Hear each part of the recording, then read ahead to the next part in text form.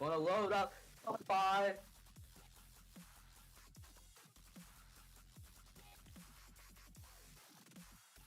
If you're gay, you know it. Mr. Grinch. I went to sub, fat cock up your dick.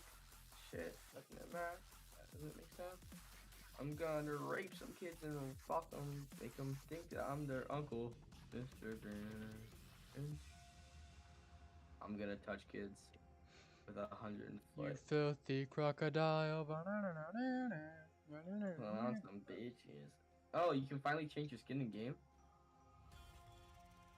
What? without. Wait, can you finally change your skin in game? Nope. No, not on Never Cube mind. Correct. Only CubeCraft was actually somewhat of a decent server. And Spotify would load. If only that was a thing too. Maybe you should use YouTube Music. Maybe you should show your bitch ass up. Like that goat himself. Nobody thinks about your. This is why you're not S tier. You don't use YouTube Music. And why you get no bitches. You play soccer. You're 6'4". I don't want to hear it. You literally play basketball.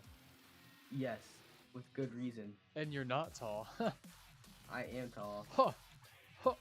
I'm 5'9". I'm the second tallest kid on my team. That's crazy. Your team is full of fucking I play with ninth fucking graders, dwarfs buddy. then.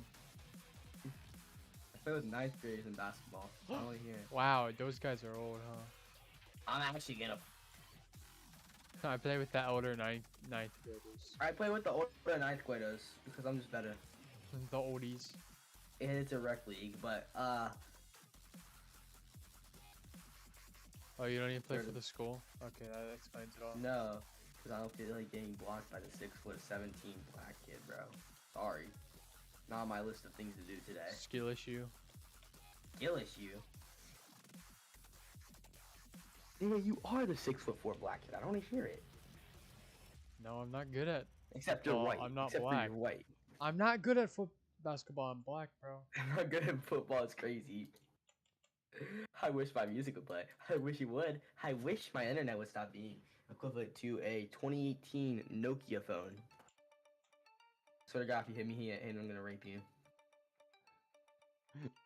This is why this game is gay. Hamburger, Nobody cheeseburger, likes- Big Mac, Whopper. I'd like my music to play. Like, preferably. Like, preferably before I punch my screen. But, like, preferably. There's like an indent in my wall from when I punched my wall. You did, you know? There's an indent in my wall from when I punched my wall. It's true. Yeah, I punched it again today. It kind of just hurt me more. I swear to God, I'm gonna beat someone up. By someone, I mean my wall. Again. Ah! I swear to God, I'm gonna kill someone IRL. It's gonna be funny too. I'm gonna laugh.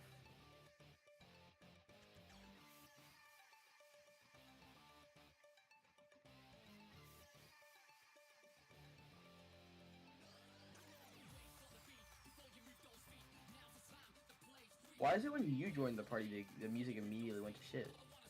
Explain that. Alright, I guess I'll just use normal YouTube. Why not? Fuck it. Use the gay browser too.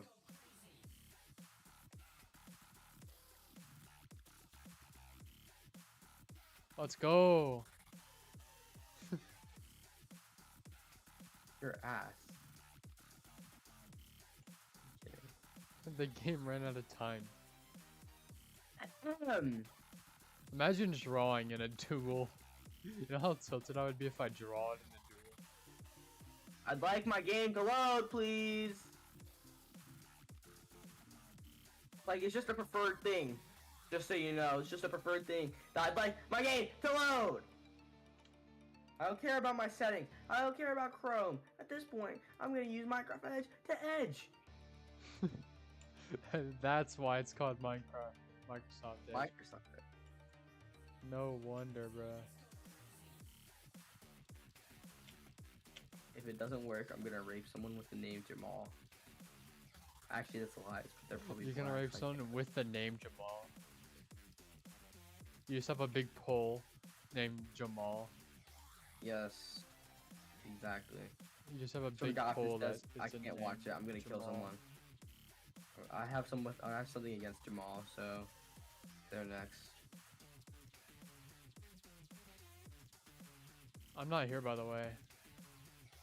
End of shit, Sherlock Holmes. Wait, where did you go? Oh, That was my our rendered.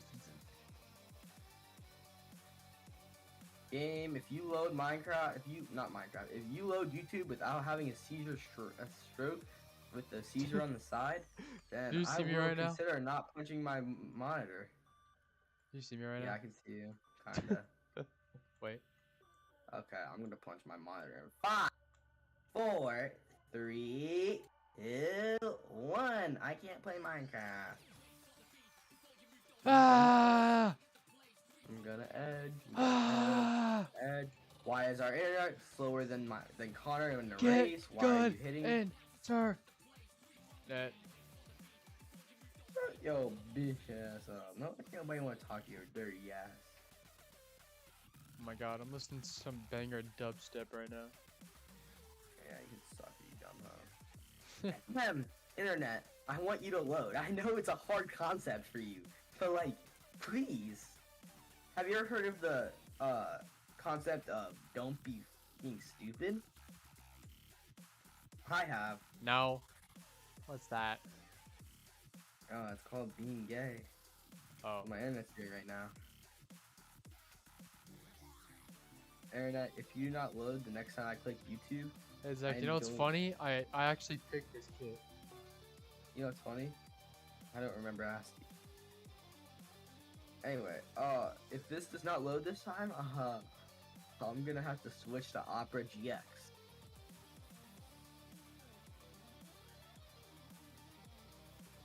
So Chrome, you better not let me down.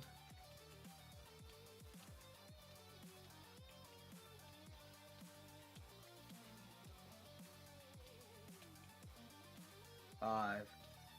Oh, that's crazy. The website at https://music.youtube.com/search?Q equals academic comment plus 98 might be temporarily down or may have been permanently removed to a new web address. Yeah, that's exactly why Opera GX is better than you. Opera GX would load. Opera GX would load. Instead, you guys are just fat. That's what it is. Fat. You guys are fat and nobody likes you. I would like my game to win, but I'm gonna rape some children, beat them till their parents don't feed them. I'm gonna. I swear to God. Fuck it, I'm closing everything. Guess I can play without music. I'm not playing this shit. Yeah, you are. Sorry, I'm not though. So. Yeah, you are. No, I'm not. Yeah, you are. Sorry, I'm not though.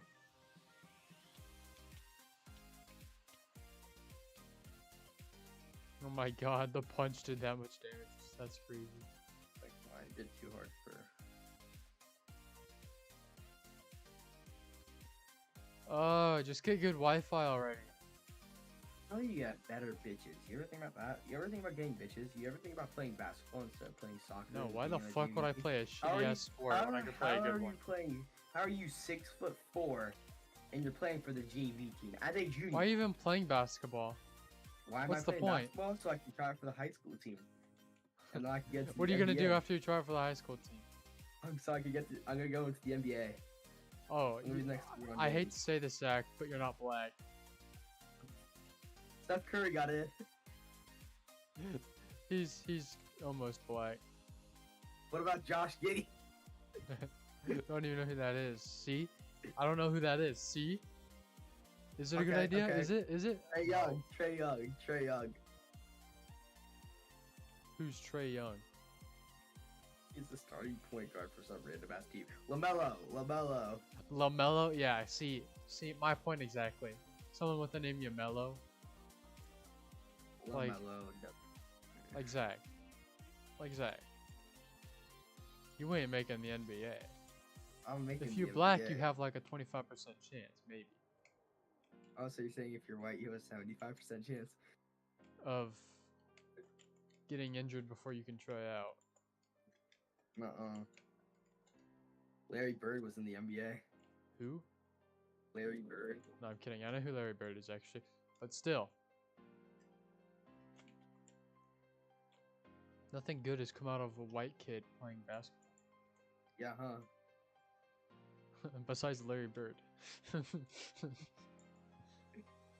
Very young. I don't know anyone besides Larry Bird, Zach. I hate to say this. John Morant. John Morant? Who the fuck is John Morant? John Morant. Alright, Oh, you know what we're shit, playing? he's You know what we're black. playing? Oh shit, he's black too. Never mind. Luca. Oh yeah, Luca. Oh yeah, I forgot about Luca. Shut the Luka fuck up. Doncic. Shut the fuck up. I don't know. who Luka the hell- Doncic is like the most valuable player. I think he won MVP. Jokic, he's white. And they won the NBA Finals. Oh last year. Zach, you better start running, buddy. No, I'm good. Rah! Landon Rose made it in the NBA. Rah! Rah! Jason Tatum. Rah! Jason Tatum. I'm not playing this game. Sorry, hate to tell you. I already proved I'm superior to you in this game before. I don't need to do it again. No. Nobody's better than me at Snowman Survival. I am. No one. Accept it. Ever since the YouTuber told me that I was good at PvP, that Bro barely counts as a PvP player. Get out of here. As a YouTuber, I mean. as a YouTuber, Bro does not count as a Buddy. YouTuber. he does kind of. So sorry. So 100 subs? Yeah. No. 100 subs is average. Hallie Landis could get 100 subs. I don't see her 100 subs. I'm gonna be honest. Matter of fact, where are your 100 subs at, Hayden? On that note, how many subscribers do you have, Hayden? Mind telling me? A Oh, shit. lot. Was it like 72? I think it was 72 back then. No, it's not 72. It's like, Way more than 72. yeah, so if I Google your name right now, it's not gonna say 72. Yeah. It's not gonna say anything in the 70s, right? You know what's crazy? If I unsub, oh shit. I unsubbed, so now you're at 72. That's crazy. Fuck you.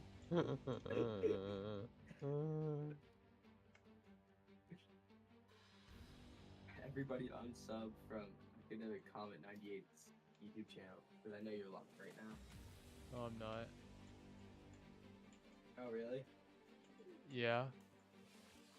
That's interesting.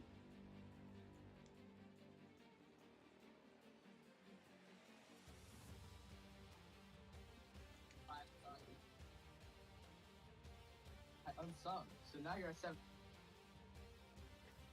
Whose voice is that, Hayden? Mind telling?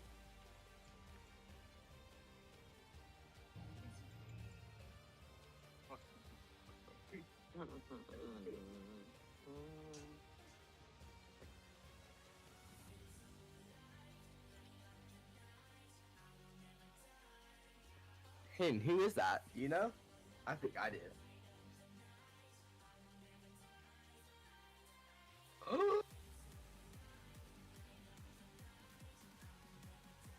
Oh my gosh! Hayden, it's playing! Music's playing! Music's playing! Oh my gosh! Oh my gosh! Oh my gosh! I was crying, Hayden.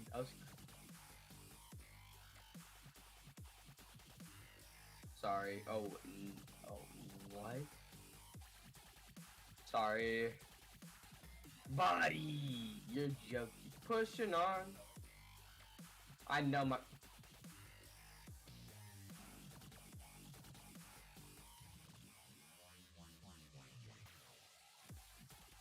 Where are these homosexuals at?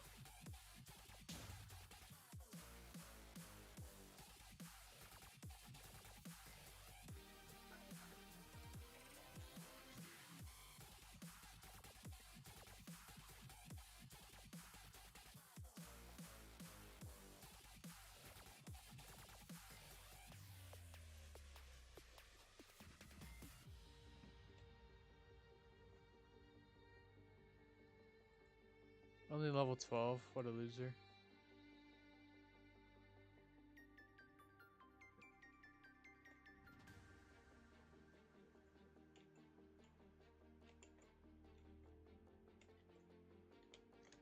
Only cool people can do this Buddy, parkour. turn Zach. on.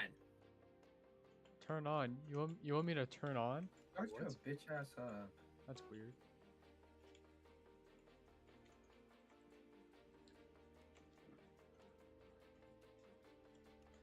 Okay, Zach, I'll carry you. Just don't die. Sorry, not a choice.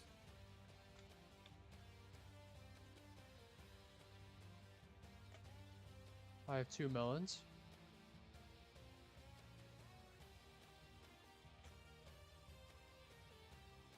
I'm cooking. I'm cooking.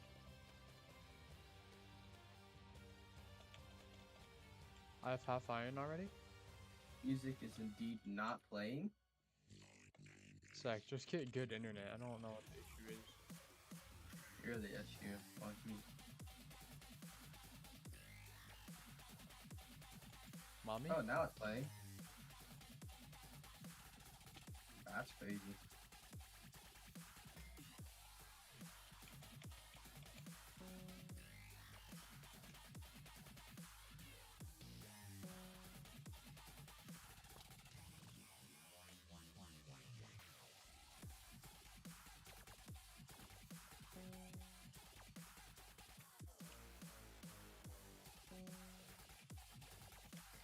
Why is it so laggy? Oh, I wonder why, Zach. Maybe because I left my PC on. On a Discord call. You think that's the reason? Nah, I don't think so. Dude, if I get hit by these stupid husks one more time. Oh, I accidentally just threw that away. That's great. Well. Oh, there goes Zach. You had a good run, buddy.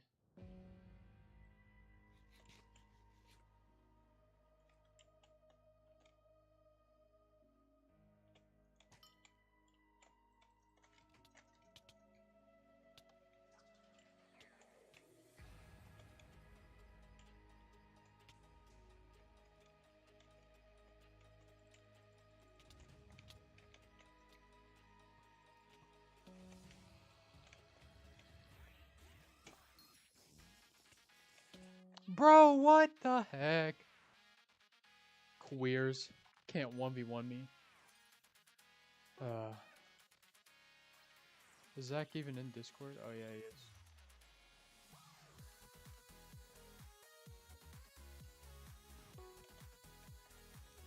It's okay, he wasn't doing anything to help. I'll be fine. I don't know.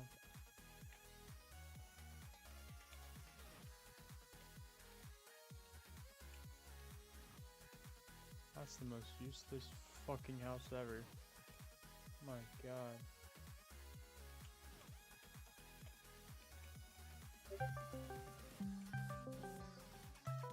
Oh.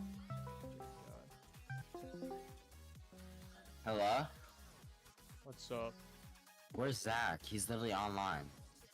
His Wi-Fi just kicked him out of the game. When? Like 30 seconds ago. Oh, that's pretty funny. Yeah. His Wi-Fi is pretty ass, I can confirm. When I was at his house, I literally couldn't do nothing. Bro's got that 1G. He's got less than that, buddy, trust. The 20 megabyte Wi-Fi. Honestly, it's probably like 10. No, I could you not. His internet's actually like ass. You want to know a funny story? This one time. Wait, this kid probably has like Cricket Wireless. Probably. This one time when I was at a sleepover, we were waiting for Fortnite to download, and I'm like, what if I change Wi-Fi's and see if the other one works better? And they're like, oh yeah, try that. And I went from my 2G to my 5G, and my 2G, like on a good day, will give us like 30 megabytes per second on the game download. And I switched it to 5G and it went to 1,000. And this for the past like 7 years, I've had to deal with 30 megabytes when I could be doing 1,000. That's tough.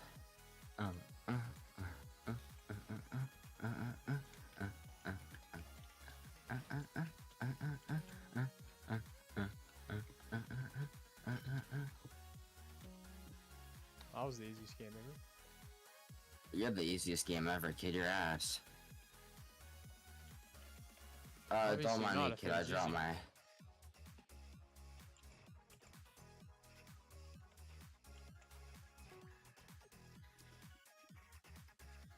I'm This willing kid's to get on internet's Hoplite. ass. I'm willing to get on Hoplite after this G game. I'm practicing UHC because I'm ass at it, if you want to join. Well, I'm like PvP Legacy. Okay. Yeah, There's like a bunch of people on. that's what I'm on at least. I mean, I got this new like UHC looking pack.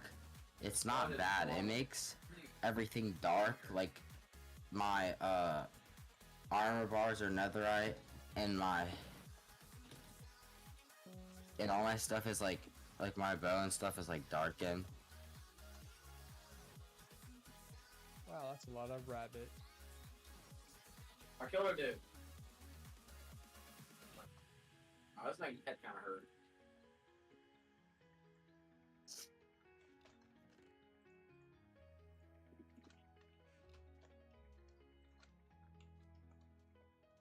There's 2 bones are in the way and I'm trying to find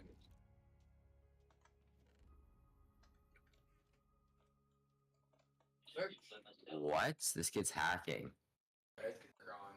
This kid spams his shield non-stop. It makes the game unfun. I could you not. This kid won't stop spamming. It's so boring.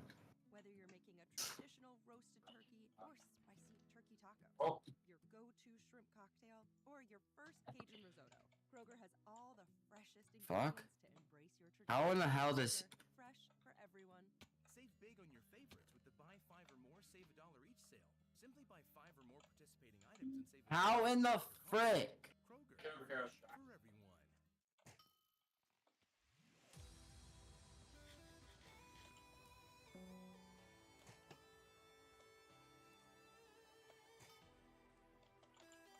Little bro got shot.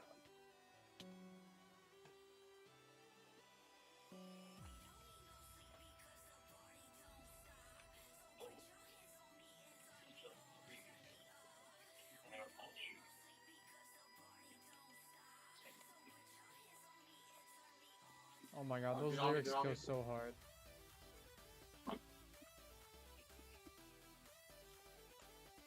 Hold up, help.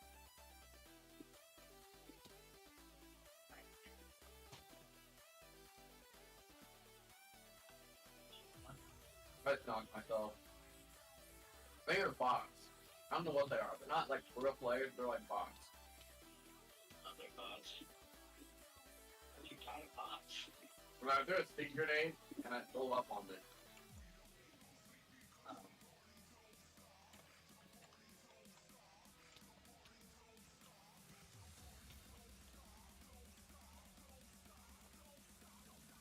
Is there a train in the game now?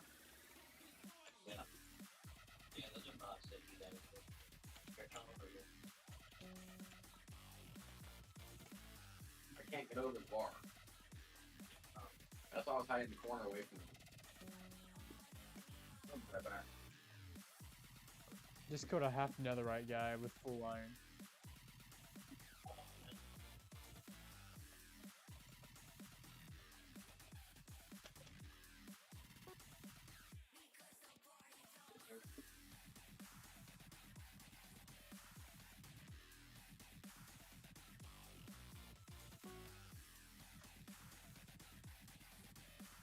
This kid just is so annoying.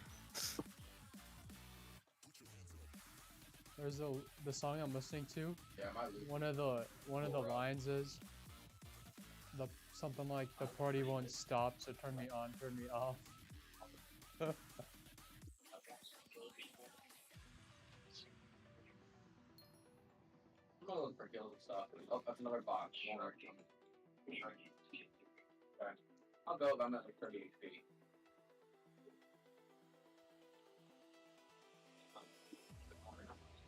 Yeah, I killed a teammate over there. Okay, you know play Hoplite? Yeah, in a second. Aiden. Let me fuck everyone shoot up. Whoa, we can like super jump. Because that's gonna happen. I just killed the only good player in the game. It's definitely gonna happen.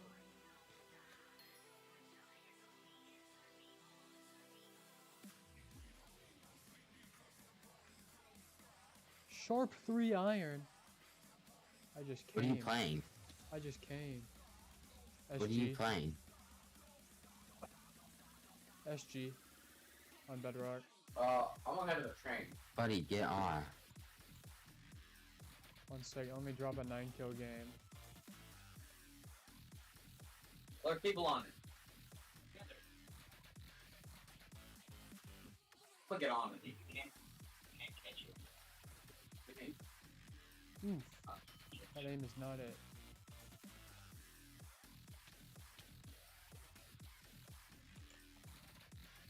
Come here.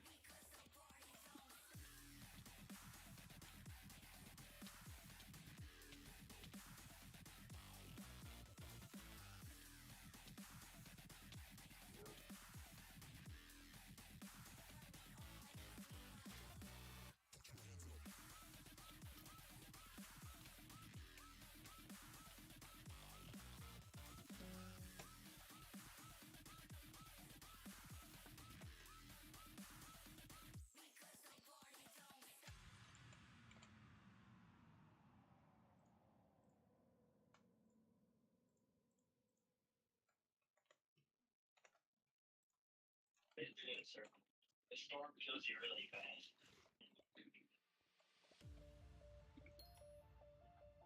Okay. I had shockwaves. Bruh, how did I miss this guy?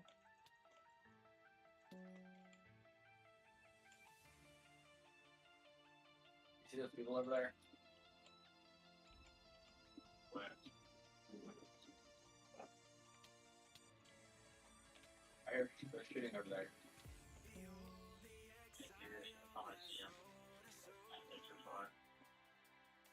Get him, teammate, get him. Whenever you see that gold circle on the map, that means there's something there. Oh. It'll be What the fuck? Right, hurt. Oh, only 8 kills. Dang it! Close, close. Alright, I'm getting on Hoplite. Stand still. Oh wait, Oh, honestly, yeah, I need to get send you. this. I need to send this TikTok to my Oh, dad. crap. This TikTok to your dad? Yeah, it's this Whoa, video man, of what you doing? this Boyfriend? Mustang's brakes failing at 100 miles per hour. Why does your dad want a Mustang, or does he have one? No, he's just a car guy, so it'd be funny. He has a Porsche, not a Mustang, but he's still a Yeah, I know your dad is a Porsche. he's a car guy, so I'm talking to Hayden. the goat. Oh no. How the hell does he hit that? I don't really want to play PvP Legacy, but whatever. Nah, no, I said Hoplite. Okay, great. I'm just finishing my run. I think I've played 2 games on Hoplite collectively. How in the world does this kid kill me? He's retarded. Can you shut up? Ugh. If your head hurts, you have a concussion and your head hurts, and you're playing a video game. How is it my fault I that don't you think have a that's headache? You're going to help. mentally retarded. I If don't you're know if playing trying, video games are going to help. Sounds like your problem somewhere else, buddy.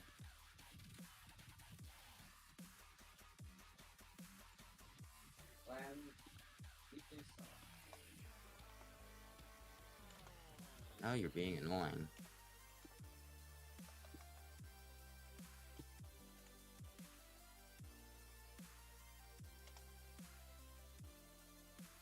There's the people. Go to your right. People right there.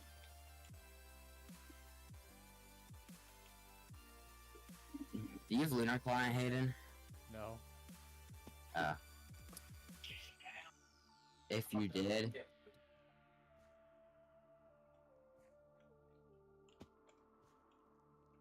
Bro, you took all my shield away and health. Someone in the car.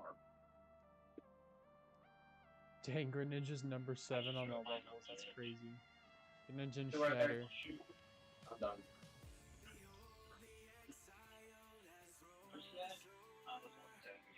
Bro, who's Floaties? Is Floaties the number I'm 1 gonna get off player? this. Made my head hurt. he's like the top. He's like second.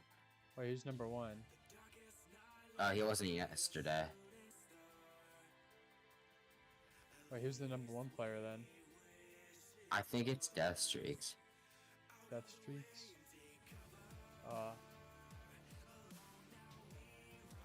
Because he has the top levels. No. Okay, I'm getting on. Bro, that's the only one he has. Alright, whatever. Hopefully our teammates are sped. Oh, they will be. Do I have you added? Probably not. No.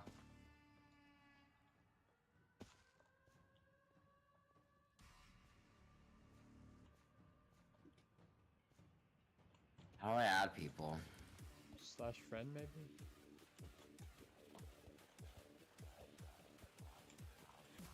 What's your user?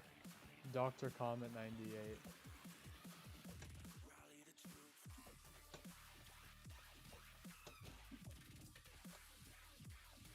I need to get a glass mouse pad Why? because it makes your aim smoother. Apparently.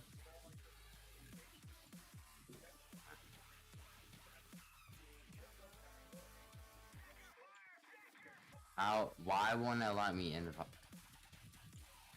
There.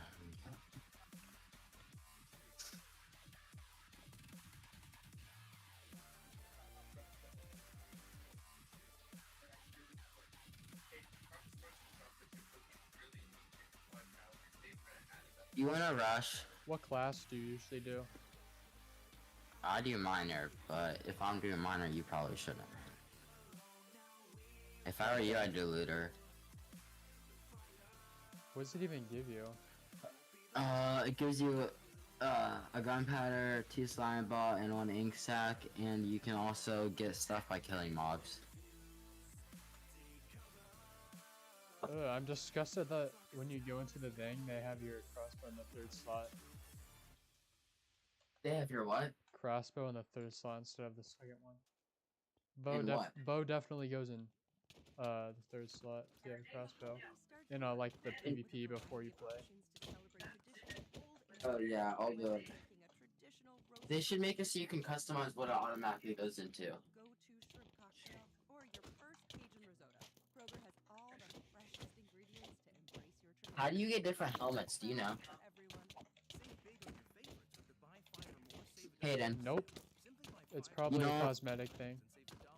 It probably is. You probably have to pay money or something.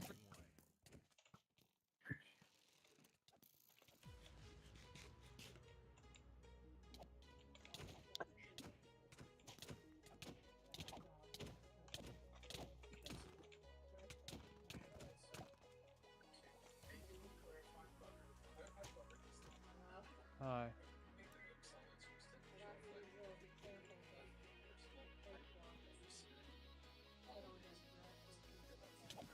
Okay. We're going into a game.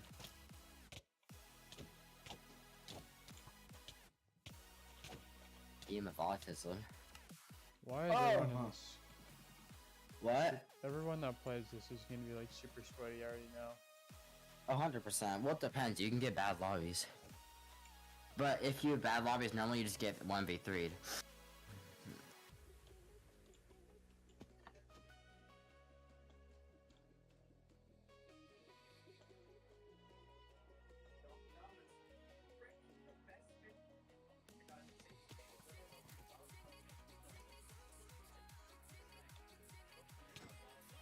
Owie, that hurty, bro. What? Oh, I missed my crossbow shot.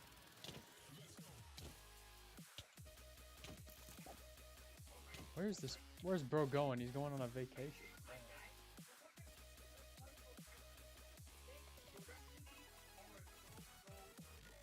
I'm going to take you across the entire... Yeah, there you go.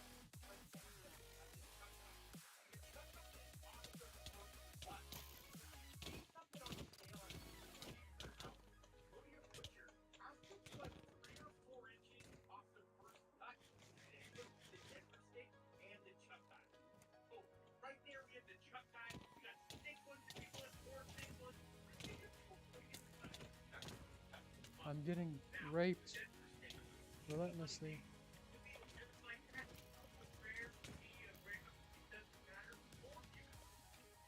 Haha! You just got juked so hard, bro.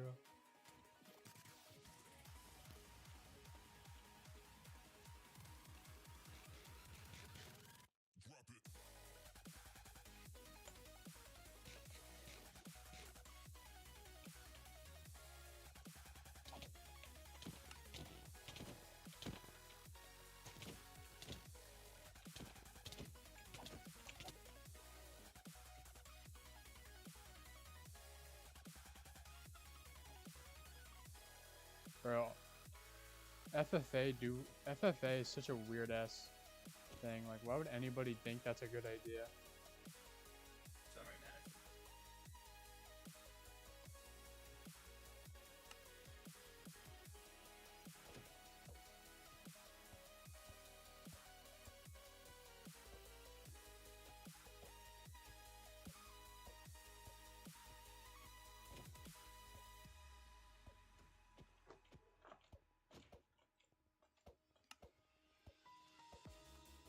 Meh. Yeah. Big dummy.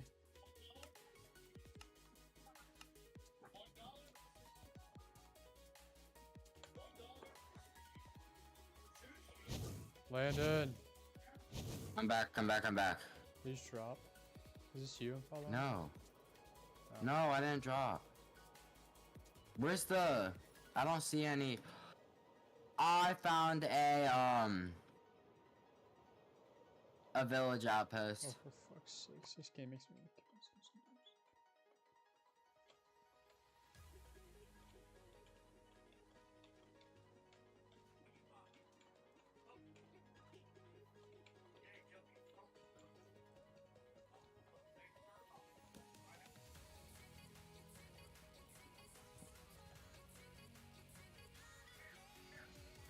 I literally never played Java. I don't know how to craft. I don't know. Kid, get out of my way. I'm not used to these crafting systems and all that.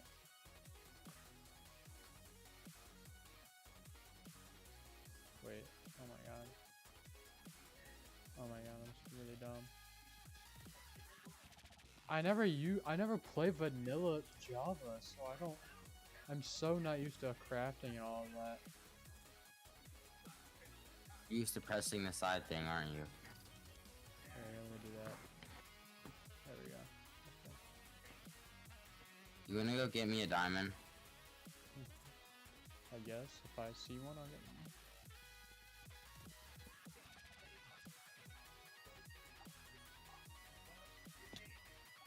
Oh wait, I need that.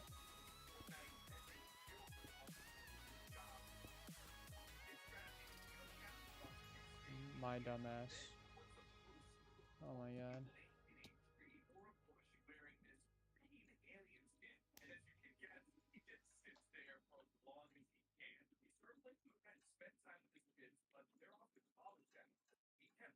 What the heck is Isaac watching?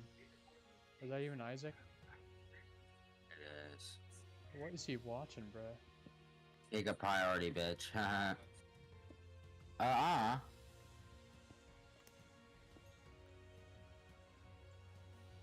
I would tell you, but I have no idea.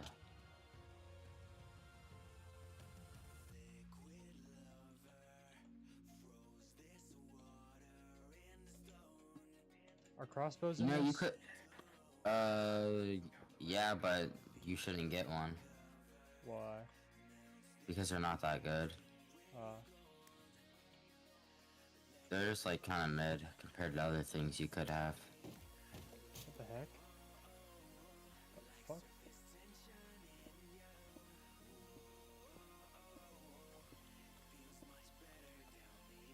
Alright. I'm getting iron. Hey, give me iron too. I'm trying to get an emerald sword right now. Bring iron to me as fast as you can. And I need a diamond, shit. What makes you entitled to my iron? You shut up. No, I'm kidding. Kind of, not really.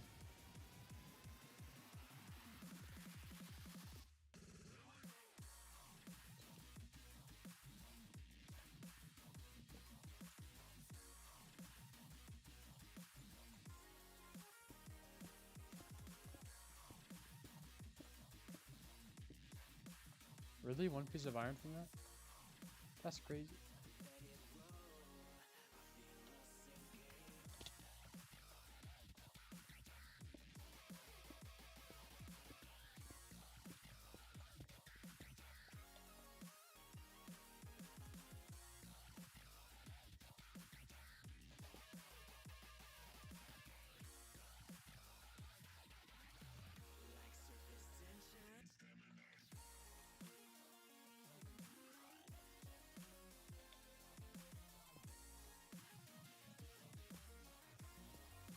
Into the caves we go. Into the caves we go. Into the caves we go to pick some cotton out. Not racist, by the way. Really? Yeah. What makes you say that? I honestly think you're racist because you said that. Honestly. Yeah. I might have to. What about that deport one you. time when I was in 6th grade?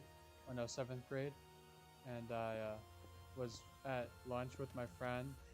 And you know how the table at like lunch at the junior high is like really long? Yeah, it's gay. Yeah. So there was some random ass kid we didn't know like sitting next to us. And Yeah. my friend like quietly points to me. Like we're in the middle of our conversation. And he's like, he whispers like, look. And I look and the kid is, his head's under the table and he's watching Pornhub. Actually, Like the actual website and everything. And I'm like, nah.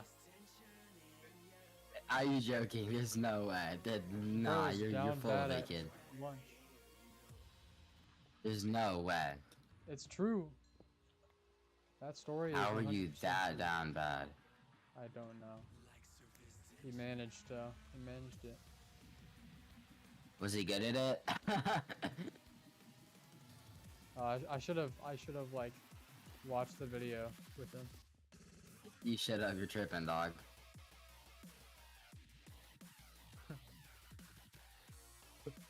I don't know what you were thinking, not watching it. I like huddled down under there with him, and I'm like, bro, I love this part. Yes, favorite scenes. Dude, I love this part. He's just like, what the fuck? Hey, leave me alone. I'm just trying to watch my daily dose. Do the dosey do. Do the dosey Hello, everybody. do. This is your daily dose of porn. Hi, everybody. This is your daily dose of BBC in your ass. Hey, get me some gold, please, Why? so I can craft a weapon that I want. You don't need a glow stink axe, do you? No, what? I didn't think so. Why would I want that thing? Oh no, I just threw it out. Good. Get rid of that shit. This place has already been looted. Isn't it always? Do you have one piece of gold? That's all I need. Not yet. Oh, get it then. Not yet. Master got me working. Days never finish. One day Master set me free. I'm never setting you free, Hayden. You will always pick, and pick is what you shall do. Oh, I forgot you need iron too. My bad. Hey, how much do you have? 14. 14. I got armor already, but you need armor. Yeah, I know. I figured. Yeah. Oh, here we go. Here's some iron. Okay. Oh my god, we're up to 22. Pop off, zombie. I got a diamond. I have two, so fine. Okay. You know, we could make an enchantment table. I got one obby. I have one too.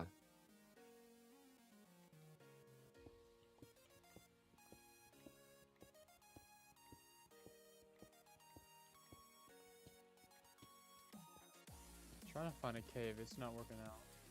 You don't need a cave. What level do you Hey. strip mine these days? We don't need a cave. We don't need anything. Open. That's bedrock. We'll just kill a kid for obby and then enchant. No, I'm trying to just look for ores. Okay, well I need the stuff that you got me anyway, so I have a cave on me. You could loot if you want, but you gotta come to me. I gotta come to you. Yep. Shit, I almost just died of fall damage. I need to remember to make shears. Oh, there's a cobweb place on me if you want. I 100% rely on block placement to get me out of situations. Sticky situations. I know a lot about this. All good. So Zach definitely does. That's bullshit. He doesn't never know what it looks like, bruh. Sticky situations with himself. Yes. Shot the wrong way. I need to find the village. Why I do lost I the have village that I was cobblestone at. in 2 different slots? What the hell? I don't know. I'm not the sped one here. Yeah. I'm about to die. I'm How dead ass fast? about to die. Okay. It's okay. I survived. Oh Leave. shit, arms just Leave, says arms the just guy. arms just fell straight into lava. Where are you? Oh, on the field. Use the tracking compass. True. Pissing. Okay, he's over here. Do we need name tags? No, we don't need name. Bro, what? Yeah, we do. Don't lie to me. The hell would I need name tag? Fuck. Name tags for? Tagging people, names. Oh, my fault. Oh, there's a portal right there. Don't go to the nether. We don't listen. Hey, here's what we need to do. We need to find the village that I was just at. Wait, since when do you get hungry? We need to find the village that I'm just at, and we need to trade with the villagers. Do you get hungry in this? What do you think? Yes. Yes, dummy. I've never lived that long, apparently. I lasted for like 20 minutes in my second game. What is this bullshit?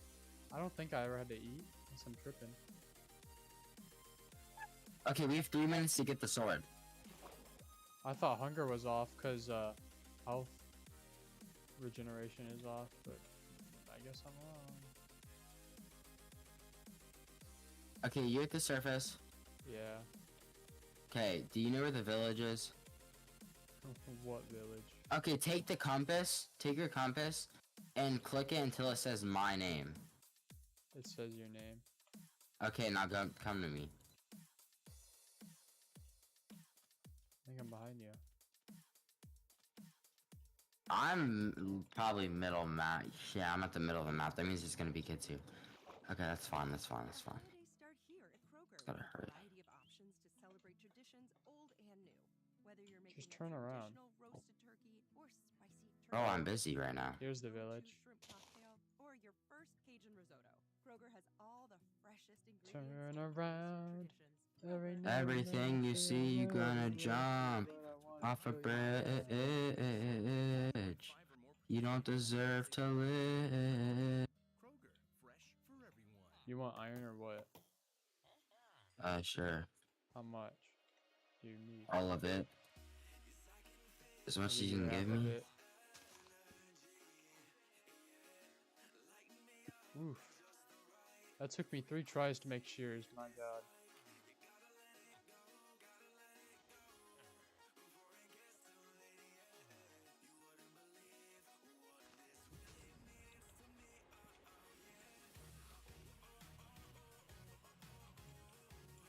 Teammates. Teammates.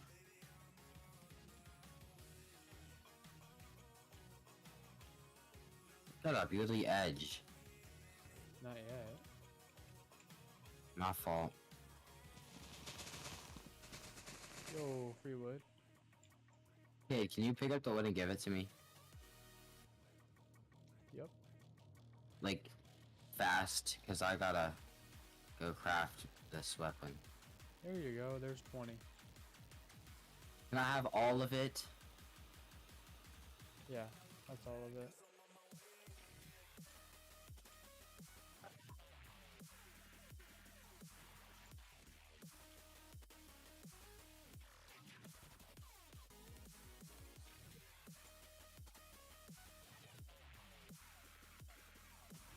Why are they making armor stands? Did my teammates just kill these damn villagers?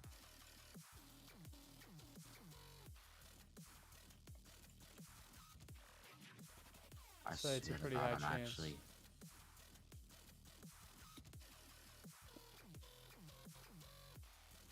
They better not be killing all these villagers. Else one of their asses is gonna get shot.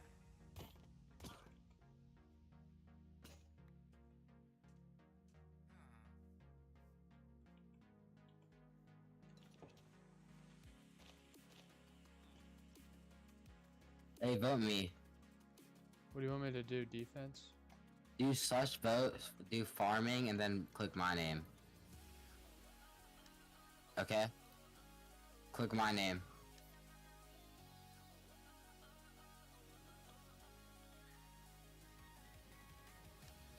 Alright.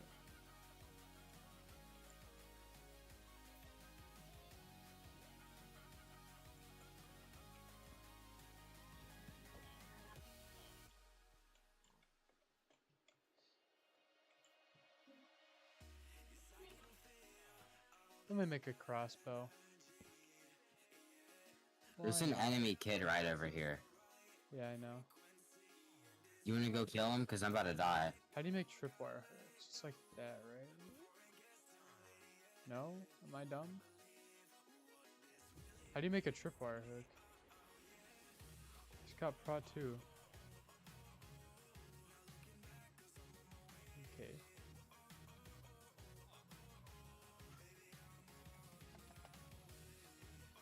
How do you make a fucking tripwire hook, bro?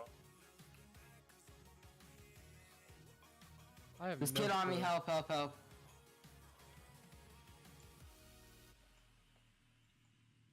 Where? Is PvP already? Kill him, on? use emeralds, kill him, use emeralds, kill him, use emeralds. Go, go, go, actually, go kill him.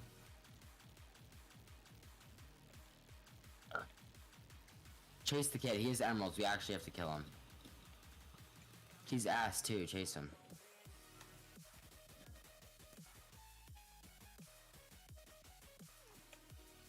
Can you help me chase him, please? Yep. Thanks. Oh, there's a lot of fucking shit down here. Oh my god. Watch out, there's another guy up there.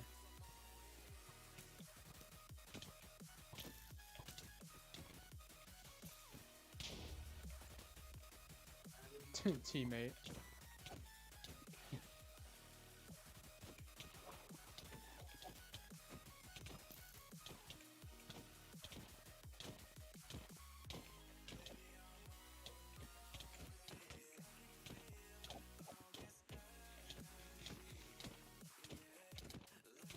Oh, I'm gonna get dropped and die.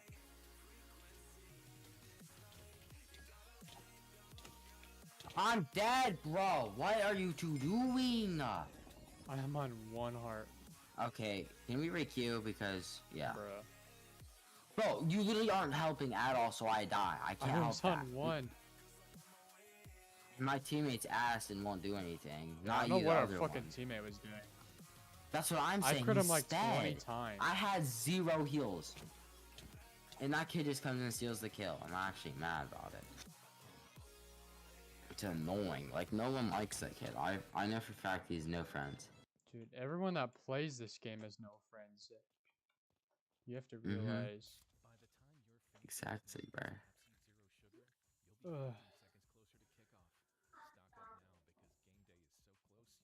Pepsi Zero Sugar, you'll be 15 Ugh. seconds closer to kickoff. Stock up now because game day is so close you can almost taste it. Football watching. Better with Pepsi. What the hell? This is not.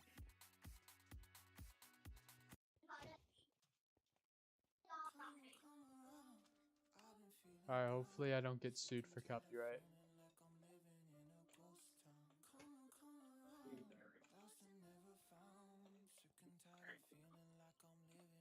You're a slave to Matrix. Did you just say you're a slave to Matrix? Yeah. Yes.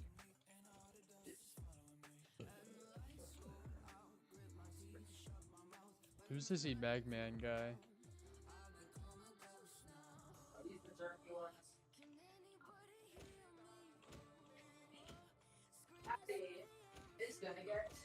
Uh-oh. Landon? Landon? Landon? Oh, fuck. That's not good.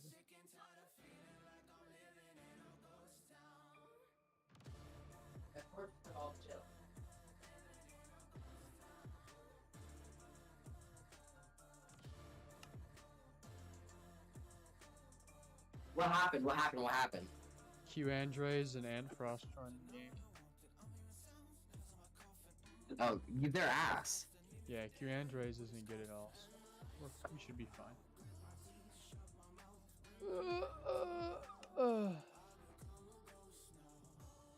And Ant Some of Frost these uses, kids are scary. Ant Frost uses his left hand, so no one likes him. So we're good. I'm heating up 4 glizzies. Hey, land at the structure. What structure? Always land at the structure. You get a ton of fucking good loot.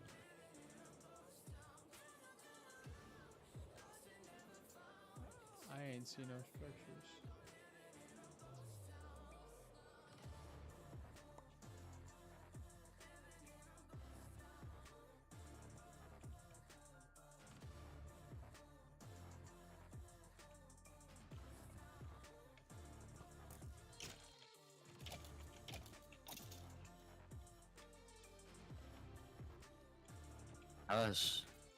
All this shit was already looted, bro. What? Kids are fast as fuck.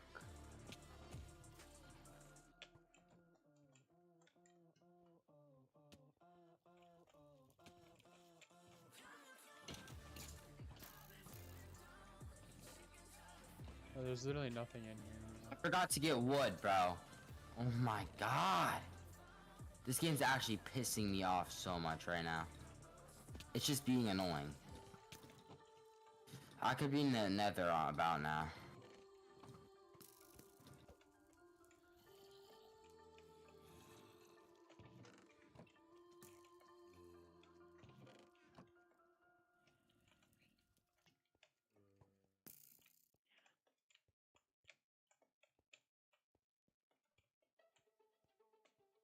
Gotta get 3 logs. Okay, there. Ooh, wood. Let's go. I love wood. You just love wood. I Zach, love Zach woodies. probably has wood currently. On God.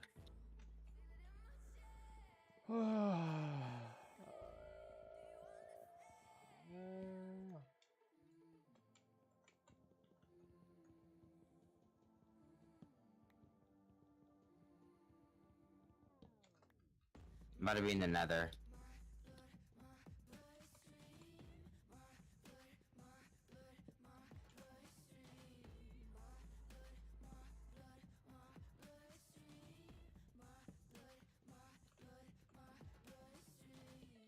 You must think I have a death wish, leaving everybody breathless.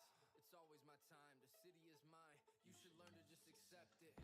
Royalty is in my DNA. I'll never be the type to settle for okay. See me coming up, yeah, I'm on the way. Carving down a stone, it'll never fade. Heart of a gladiator, I'm back on my Terminator. One look and they turn to vapor. I'm kind of an instigator, but not of the frying pan, but life's an incinerator. You feeling my energy like I'm plugging a generator. Accelerating till it's full speed. No weapon form will prosper against me. Do you understand? Do you understand? See, this guy said in the chat. On God.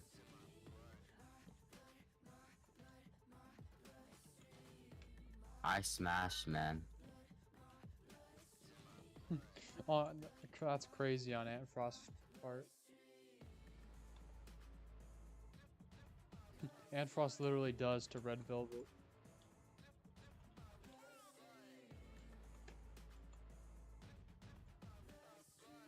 Bro, what? Do you not know who Red Velvet is? No. He's Ant Frost's boyfriend. Of course he is. Yeah, they're very gay.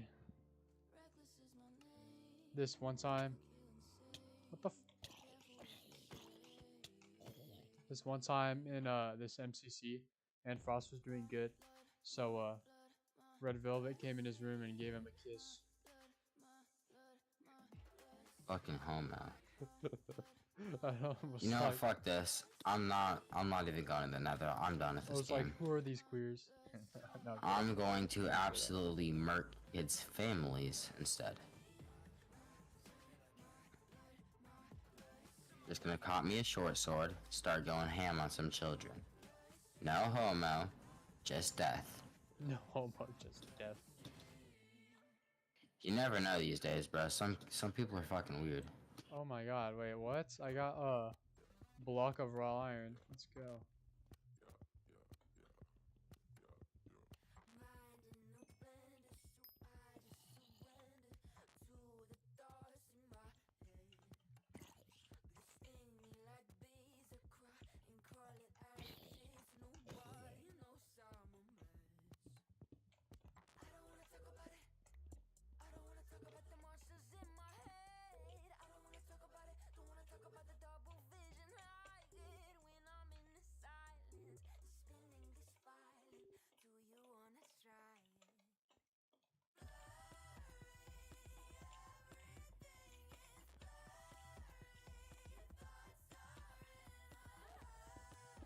When will they realize nobody wants your damn copper?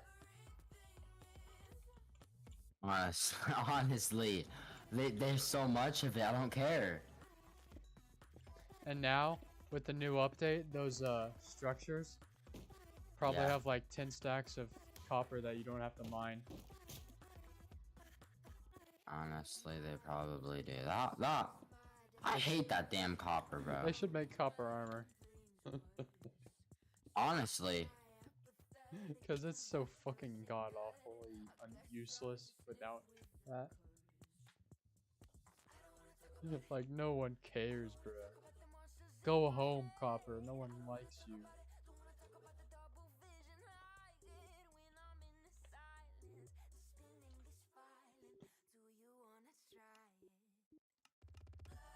You know what? Fuck it. Twinning towers. Am I tripping?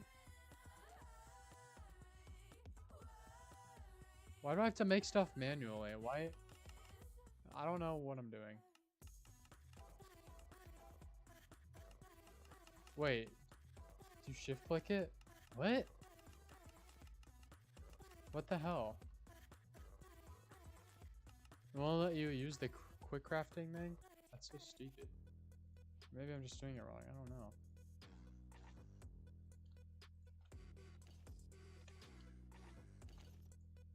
This nether is actually ass.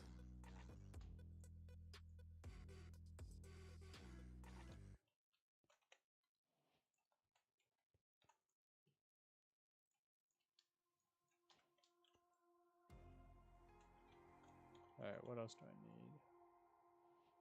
6.5, so I'll keep it.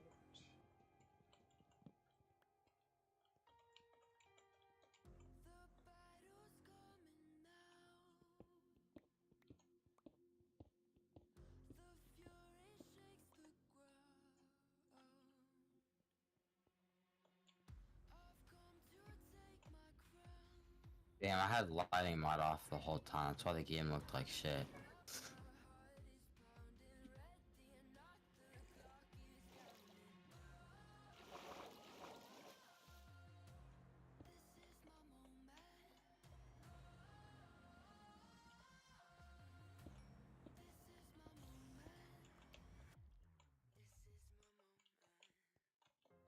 I like it.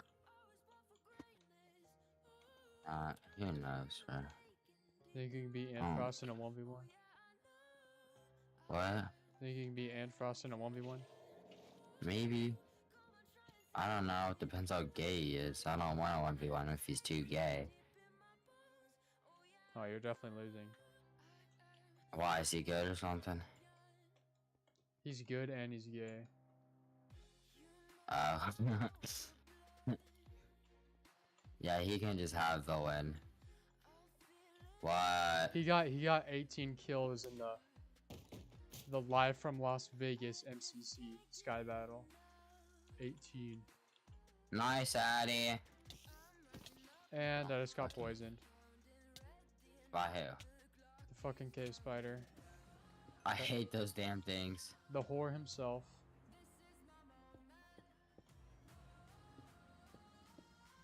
Oh my god, what the hell?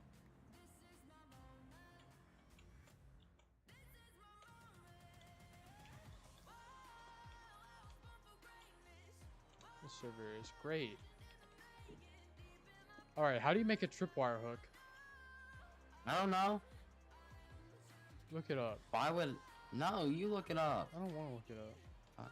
Okay, then don't. Like, what? It's not my problem. Fuck. Yeah, you probably like that, huh? And the ass, too.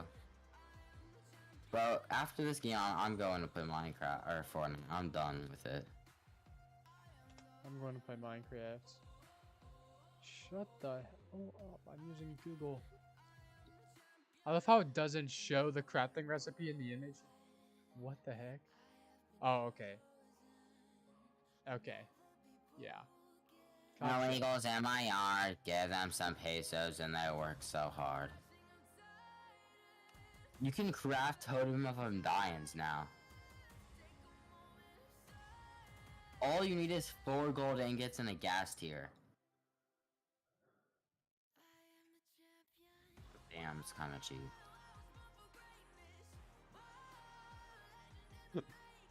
I swear I'm so freaking bad at this.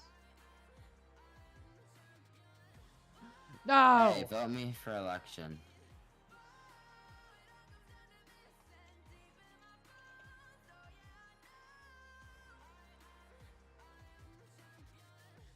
Ah. I see. Oh my god, shut up. I hate Microsoft. I hate them. They're stupid. I don't care. I'm not using your web browser. Losers. YouTube Sorry. Premium is ad-free YouTube and video downloads you can watch anytime, anywhere. Try 1 month Like, free. they're jerk-offs, though. Like, I don't remember asking.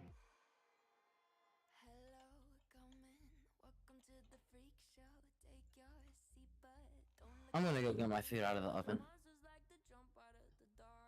That job, though. Get back to the field. That took way too long. My god.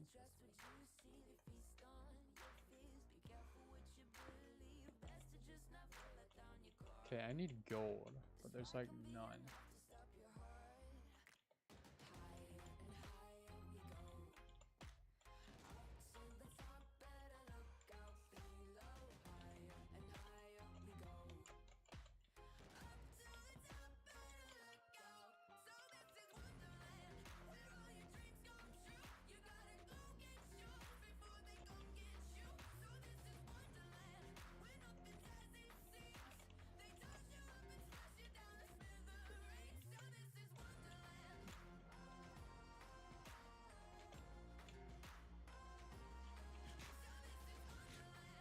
Don't know where those carrots came from.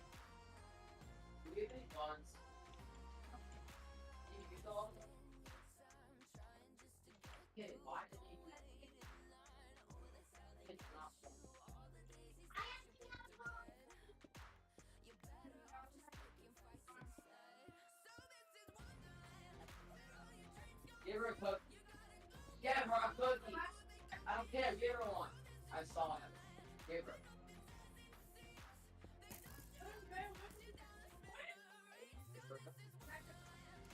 You're giving her a cookie.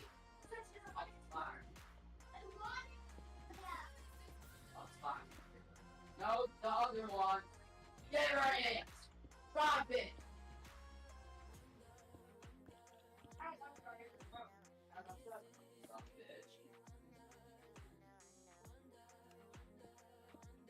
Rip Technoblade.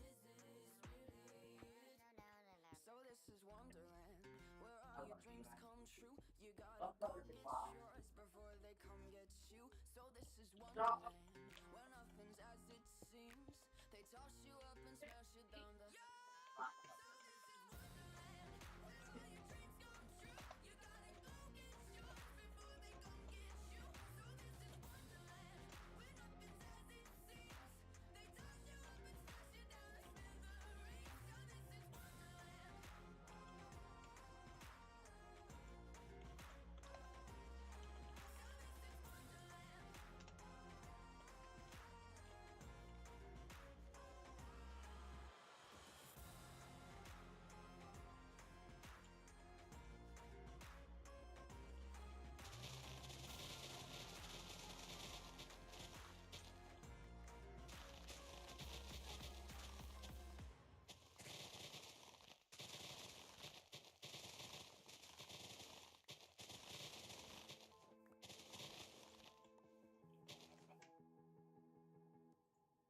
Dressed in all black, I'm giving a eulogy.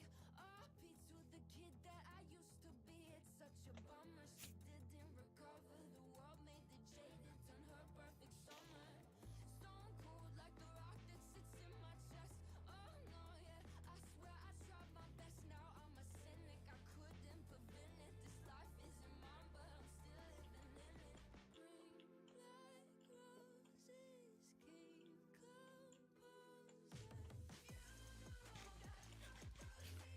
I'm back.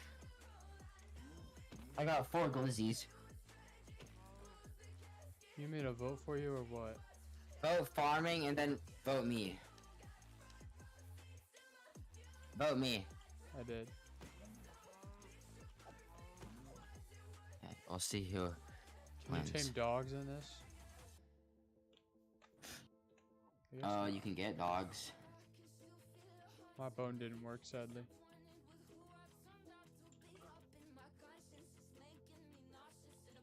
Well, okay, where am I on this freaking map? Hi, where are you? What are your chords? Yeah.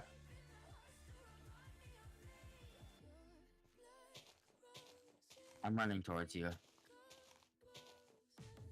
I'm not even the king. This game's gay, bro.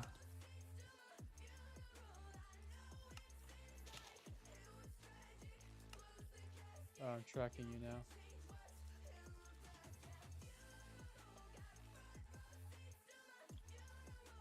Tracking you too, little blood.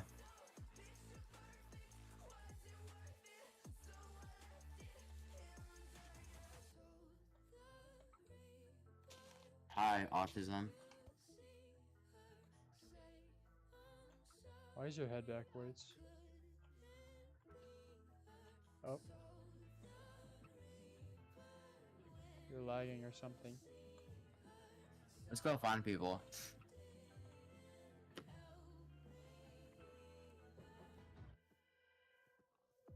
You like my crossbow? Mm-mm. Crossbow users are gay. Oh yeah, they are. They told me, or no one told me, but like, I've seen some crossbow users do some sus things. That's because they are sus.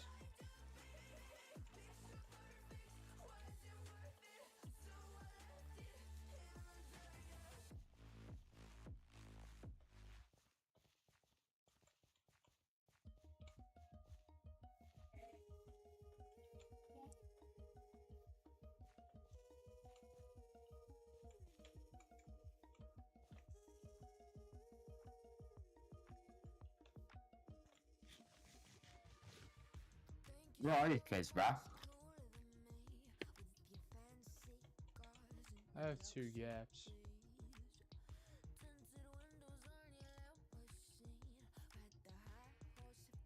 Uh-huh. Oh, there's a teammate. Mm-hmm. Is he getting chased? Nope. Maybe. Free loot.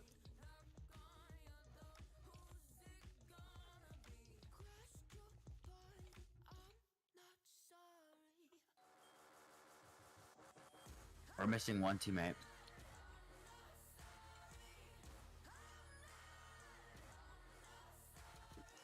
We're on. How do you tell what team you're on, bro? I know we're team of 5. What the? Here's Frostwalker, he's gay. Why the fuck does he have Frostwalker? Cause he's gay. Why? Why would he have Frostwalker? Cause he's gay. It's like if you drive a Subaru, you're gay. If you use Frostwalker, you're gay. No, if you have a Subaru, you vape. Mm-mm. Uh-huh.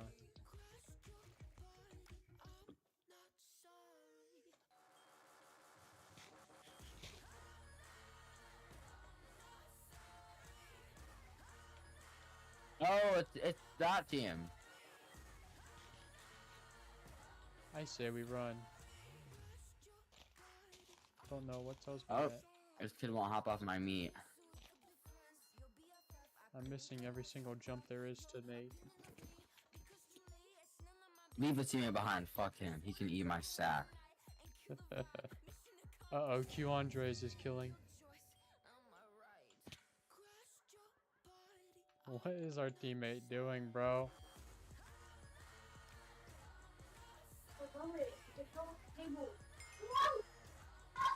Aiden, come here. Hop in my whip. We're going to the river. Hop in my whip. Why did I come to you? What the fuck? Yeah, we're not going anywhere. Well, I'm dead. Alright, I need to make sure to eat all my healing before I die. Use a boat. There's only one on you. Go into the water. There's only one on you. Needs the strongest. Go into the water and run. I'm getting into Fortnite.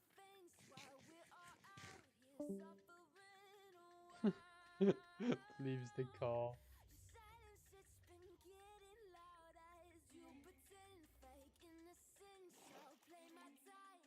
Bro, how does this game work? Fuck's sakes.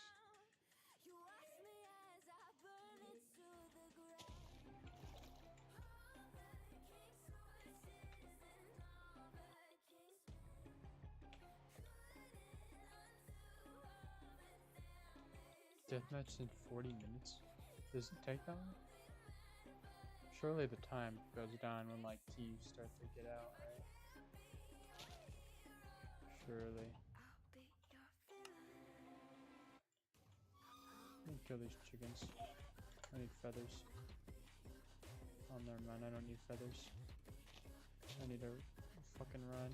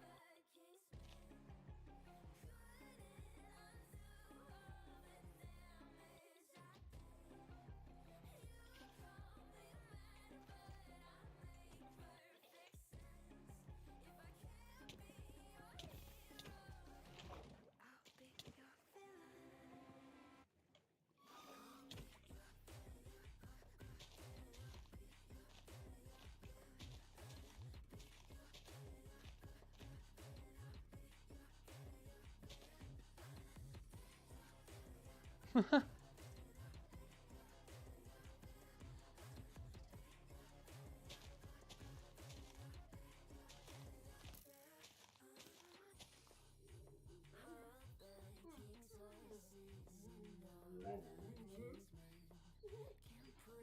mercy on my soul, guys.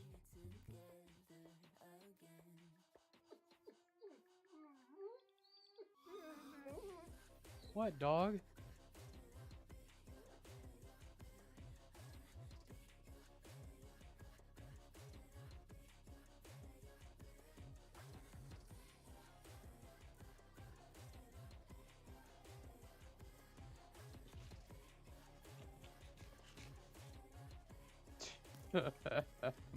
Yeah, you pop.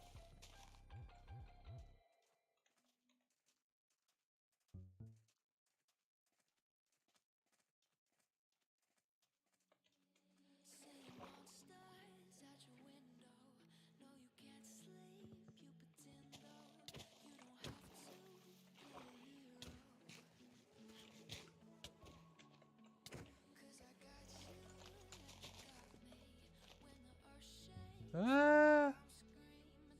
No! No!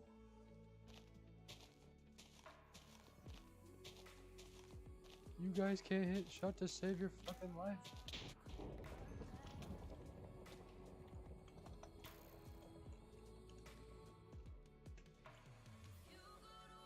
Did I bring them into another team? Let's go.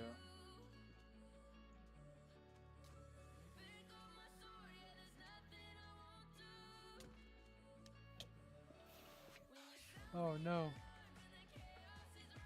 Run, Driz, run.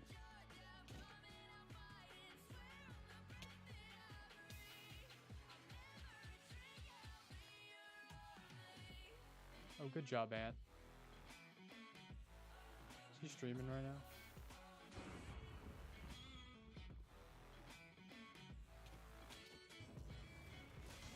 Nope, just playing.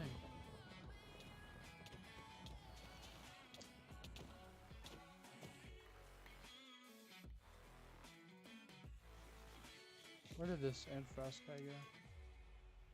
Ah, he's right here.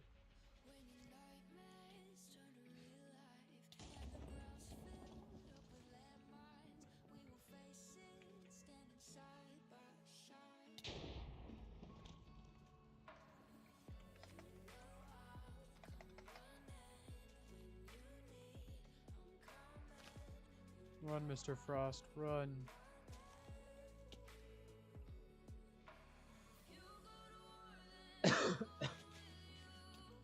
Well, Ant, you had a good run. Oh, he is definitely dead, bro. This poor fool.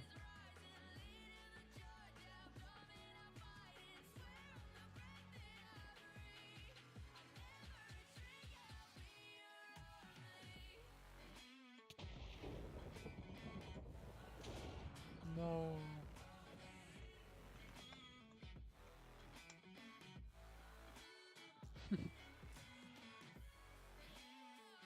Well, that's enough for that.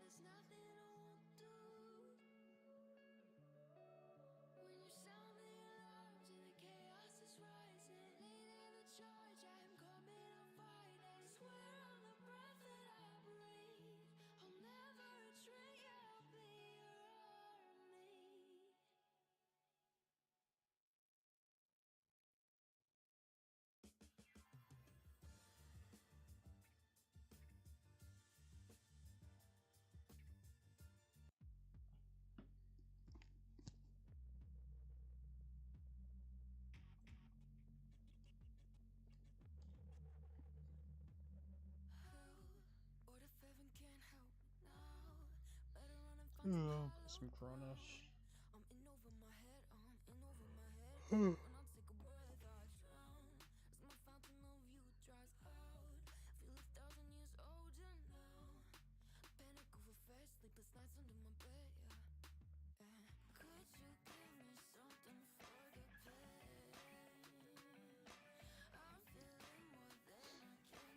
What are you doing, dog?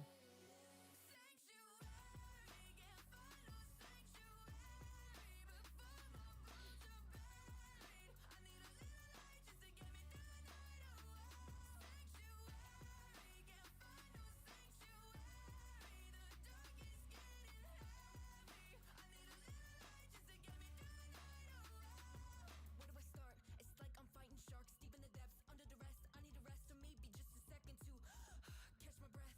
Something here is contagious. I fear I'm losing my aim, and if I do, I won't make it. I'll be back. But now I think it's gotten free. Someone call a referee. This will come back to bite me. Please stop. I'd rather live in the make believe. Could somebody pray for me?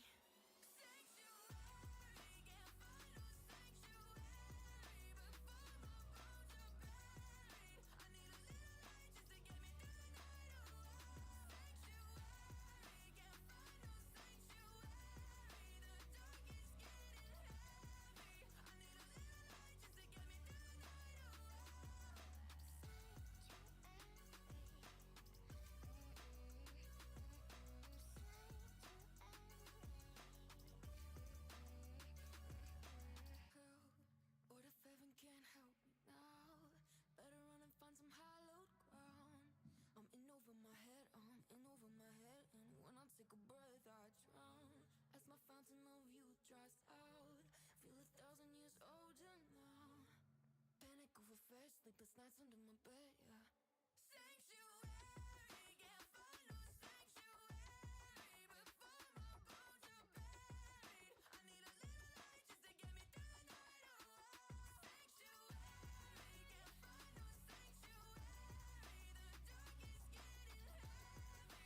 heavy.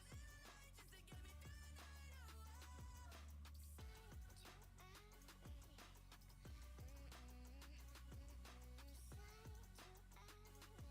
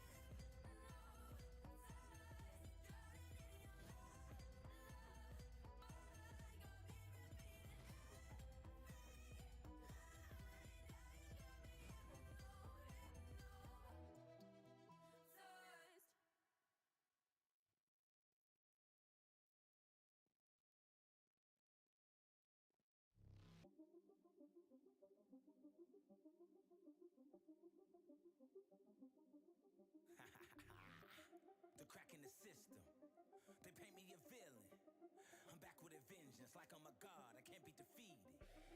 I am the reason, I am the source, I got a legion. The battle is mine, the one to believe in.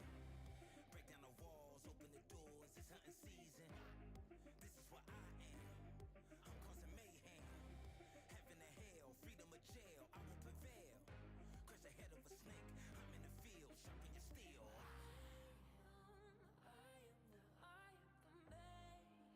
Yeah. This world is my for the taking. You know, I'll never give it up. Never. Never give it up.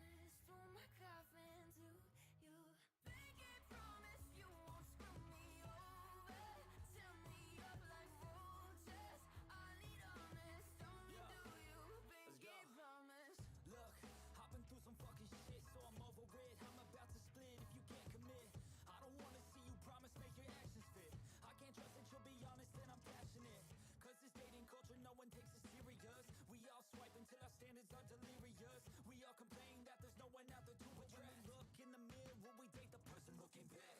You entice the same energy you putting out. So if you're ready to commit, maybe I wouldn't doubt. Don't wanna be a pessimist, but I've been feeling down. Cause I don't feel like anybody wants to grow up now. Pinky promise you won't screw me over. Leave me in the cold, yeah. I need honest through my coffin to you. Pinky promise you won't screw me over. Tell me up like roaches. I need honest, only do you. Pinky promise. You get one chance, one opportunity to make a first impression. So impress me and speak truthfully. I'll match your energy if you don't want an enemy. Then be friendly and maybe we can mend some things. Our brain chemistry is taking us to therapy. Our inequities are filling us with jealousy. So get the fuck off your phone when you're next to me. Let's have a real conversation about all the remedies. Anything but checking DMs for your next to be. Cause all this access is the true fucking enemy. The grass is greener, right? That should fix everything. But the issue is our damn insecurities. Do you pinky promise you won't screw me over? Leave me in the cold, yeah. I need honest through my coffin to you. Pinky promise you won't screw me over. Tell me up like roaches. I need honest, only do you. Pinky promise.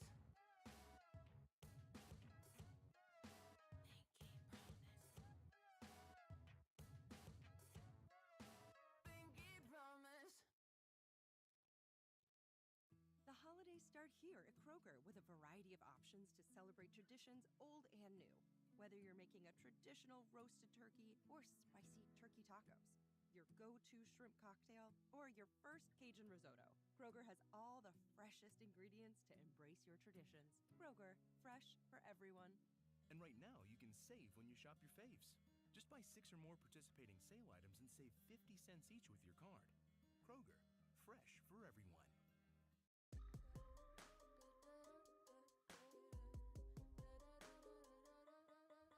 What's the problem? You acting like the house on fire. I'm the problem. No, it's just the way I'm wired. Sorry to disappoint you, but I just won't budge. Just give up on me. Give up on me. I'm a lost cause. Do it the way I want. Don't get a say. I'm boss of the one and only me, myself, and I'm long gone. Think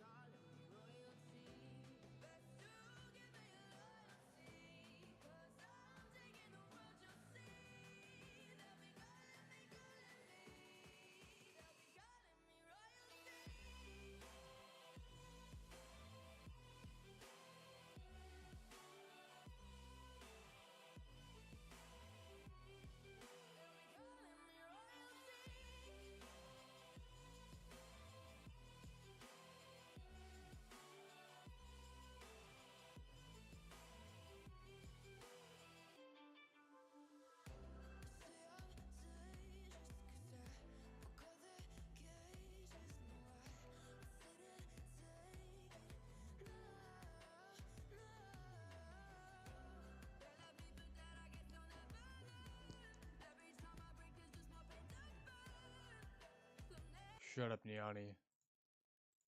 I gotta watch a YouTube video.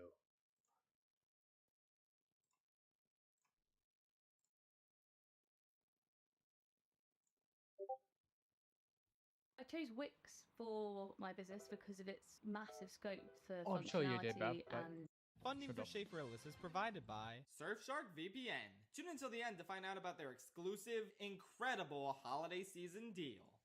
About a year ago, I watched The Fablemans, a semi-autobiographical account of the childhood of Steven Spielberg. And it got me so fascinated in this guy and his work.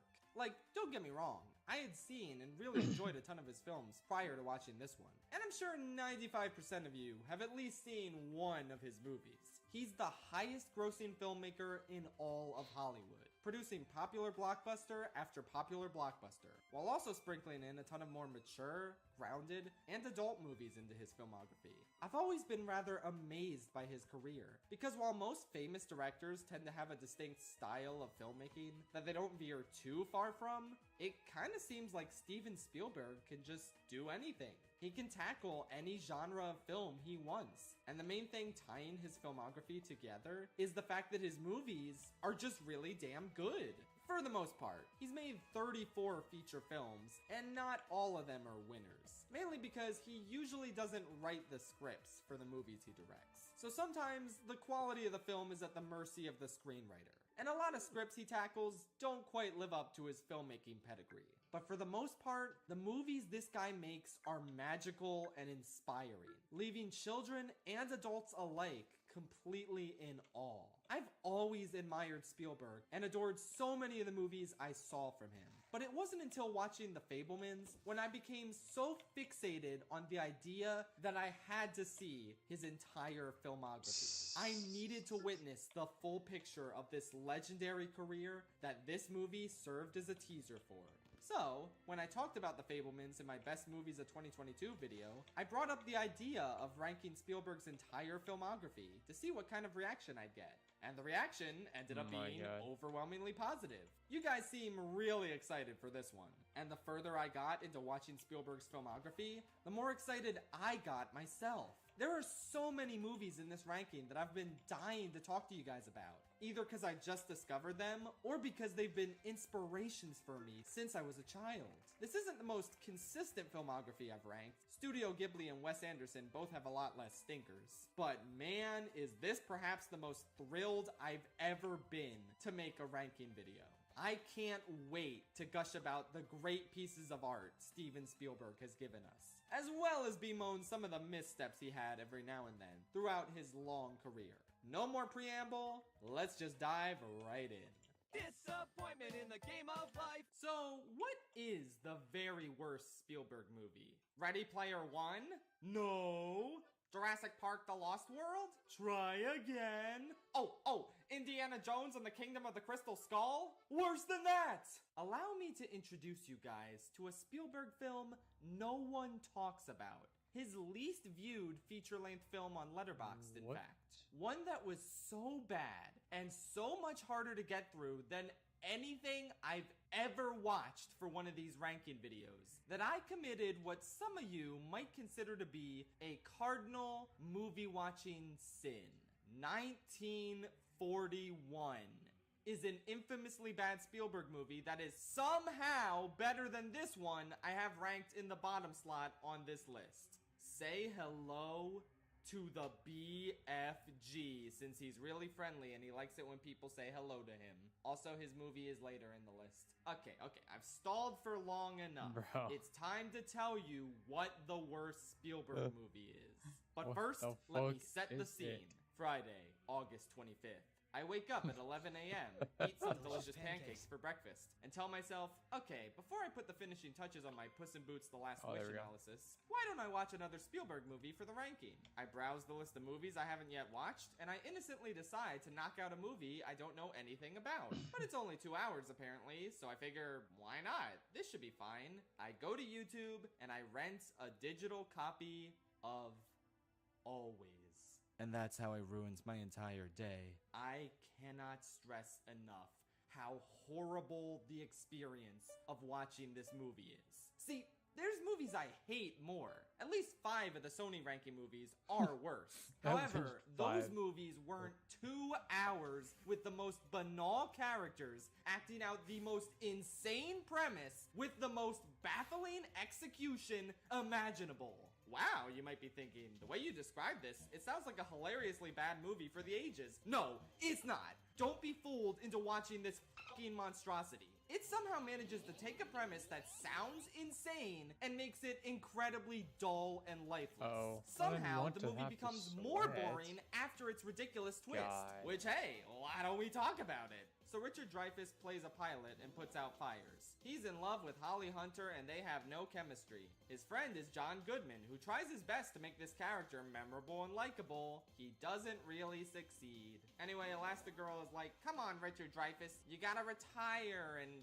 hang up the plane and just stop. So the guy from Jaws is like, okay, sweetie, I'm just gonna do this one last job and then I'll go retire and teach people how to plane. They even have a cute little goodbye scene where she stops him from taking off and they kiss. How nice. Do you think he's going to die? Is it too subtle for you to realize that he's about to die on this mission? How much more fucking obvious can we make it that he's about to die? Oh, look at that, he's dead. So from this point on, the movie becomes a more mature and interesting story about grief and coping with it. We get to see Holly Hunter and John Goodman going through the stages of it, and eventually learning to accept that this guy they cared so much about is gone. Well, that sounds like a nice movie, I guess. Why didn't it turn out so good? Oh, because I fucking lied. That's not what the movie is about. There are glimpses of these characters dealing with grief, but they're not the focus. The focus is on the guy who died, because now he gets to come back as a ghost and manipulate the thoughts and actions of this new pilot as a spirit guide. He learns all this from Audrey Hepburn as she gives him a haircut in the middle of this scorched forest. And he's so casual about all this. Oh, yep, I'm dead. Oh well. Sure, I'll be a spirit guide, why not? I'm sorry, what? Who the f reacts to this information so casually? From there, the rest of the movie is about this ghost guy watching himself get cucked as the new pilot he's supposed to guide falls in love with his old girlfriend. This is maybe the dumbest plot to a movie of all time, and the worst part is that it's all played completely serious. I couldn't believe what I was watching. How is this a real movie directed by Steven Spielberg? This is like a bad concept by M. Night Shyamalan standards. I'd rather be watching the movie about the beach that makes you old. At least that's probably a little bit funny and not the most boring thing I've ever seen in my life. Seriously, the movie was dull before, but it somehow gets more boring once it goes in this insane direction. I couldn't stand it. I felt like I was losing my mind as the ghost guy said some variation of, "That's my girl," for the 20th fucking time. Once I hit the hour mark, I knew I legitimately couldn't go on like this. I needed a palate cleanser after enduring only the first half of this movie.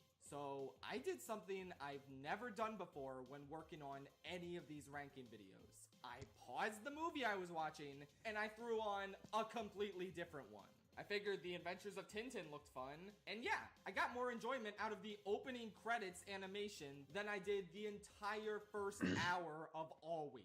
What a great movie to wake me up out of my damn coma. The only bad thing was, as soon as it was over, I remembered, oh yeah, I still have an hour of this shit to go. So I watched the second hour and, I don't know, it was still bad, but the fire effects were cool. There was one good scene in a vacuum where the guy finally accepts that his girl has to move on, and he tells her all the things he wanted to tell her when he was alive. Too bad the movie surrounding this scene was so shitty, huh? Otherwise, I might have actually felt something. And then that's it. It was a whole lot of fucking nothing that added no value to my life whatsoever. Again, don't watch it out of morbid curiosity to see how bad it is, because its biggest crime is that it's painfully boring. I guess the fact that it manages to be so boring while having this insane of a premise is a feat in and of itself. But again, take my word for it, you don't need to watch this shitty ass, creepy as hell, big budget Hallmark movie. How did this come out the same year as Last Crusade? What kind of Shrek 2 Shark Tale double feature shit is this? The good news is, this movie has no fans, so no one will get mad at me for this placement.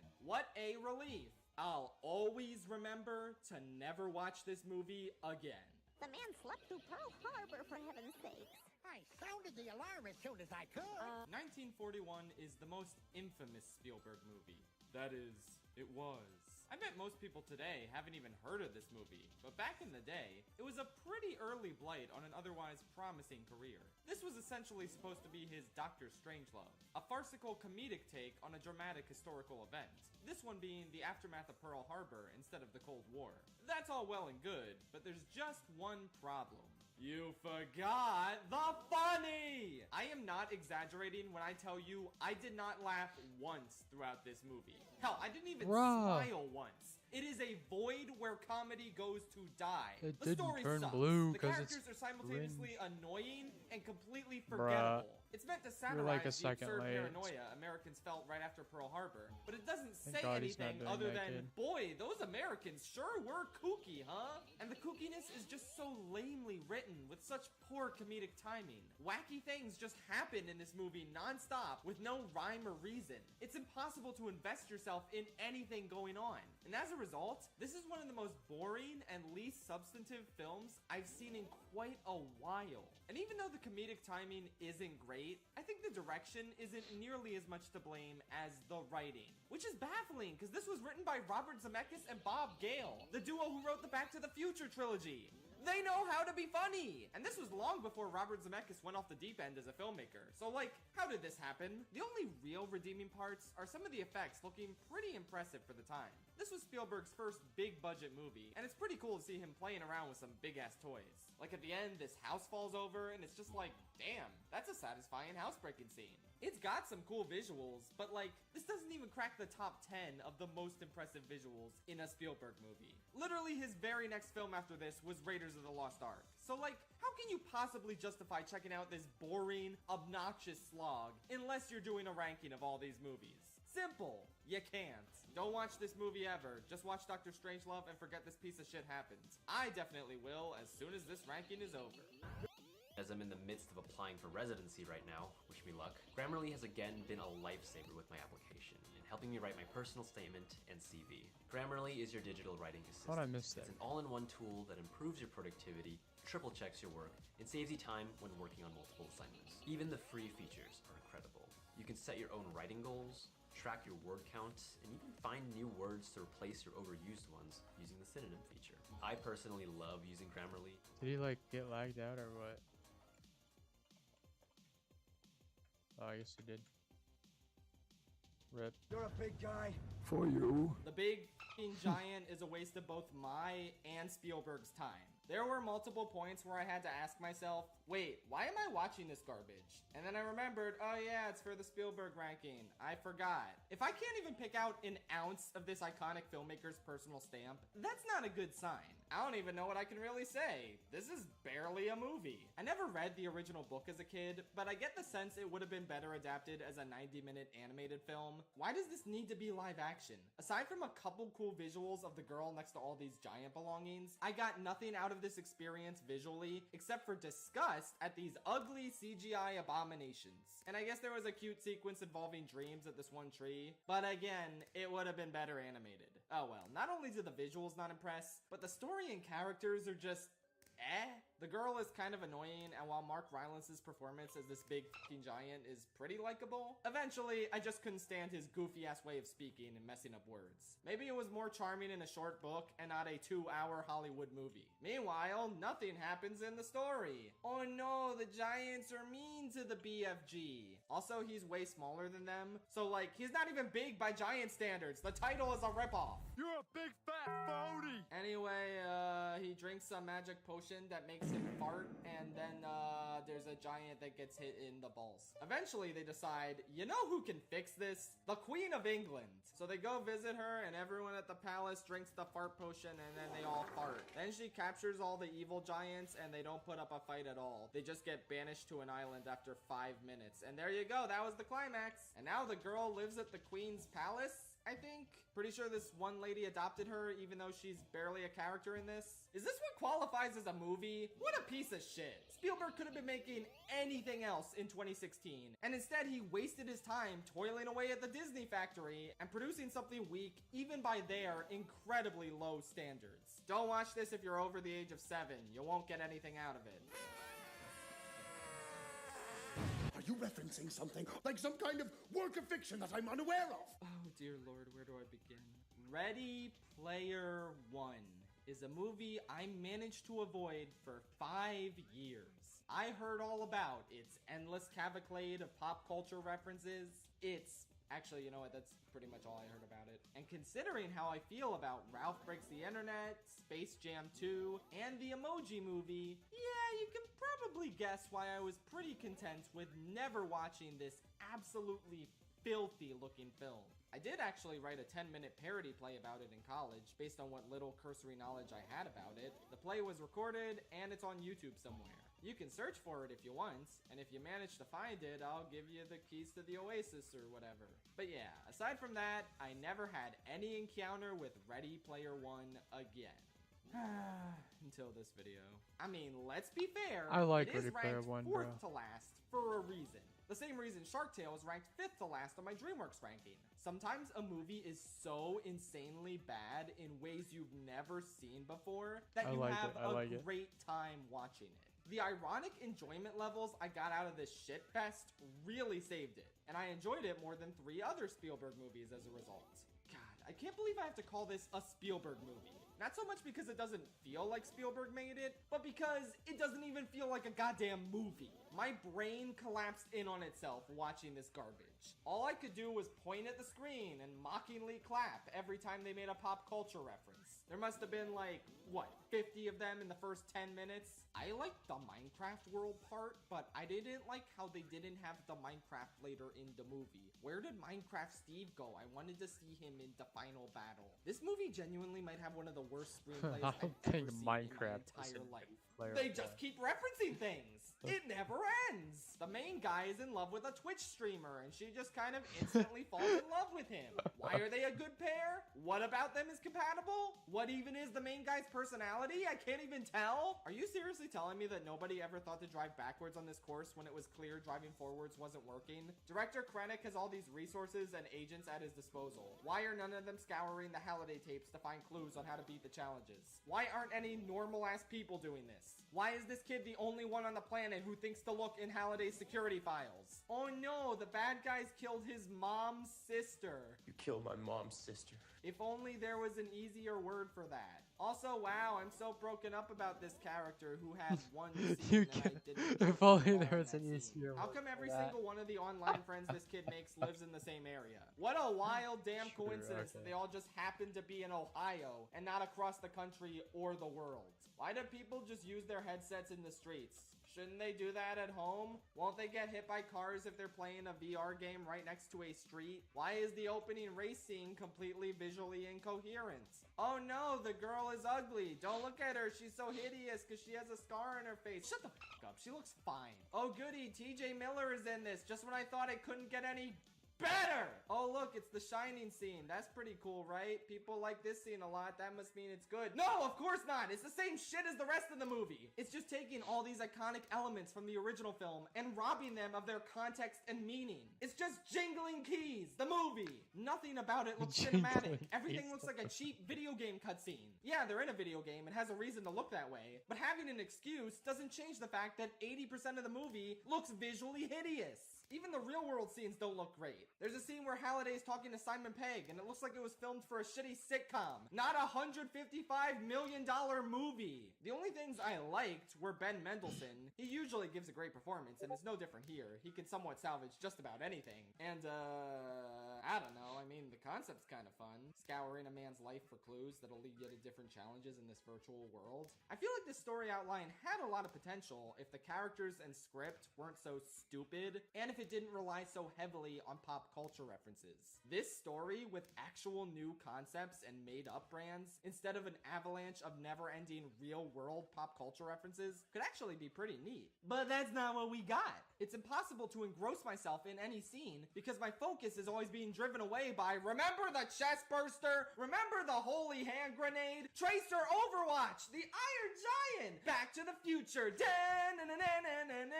To be fair, the movie does slow down with the references towards a lot of the middle parts, but at that point, the damage is kinda done. I have zero investment in anything going on anymore, because all I can do is cringe at the references, point and laugh at the awful visual effects, and find myself deeply unsatisfied with the characters and narrative.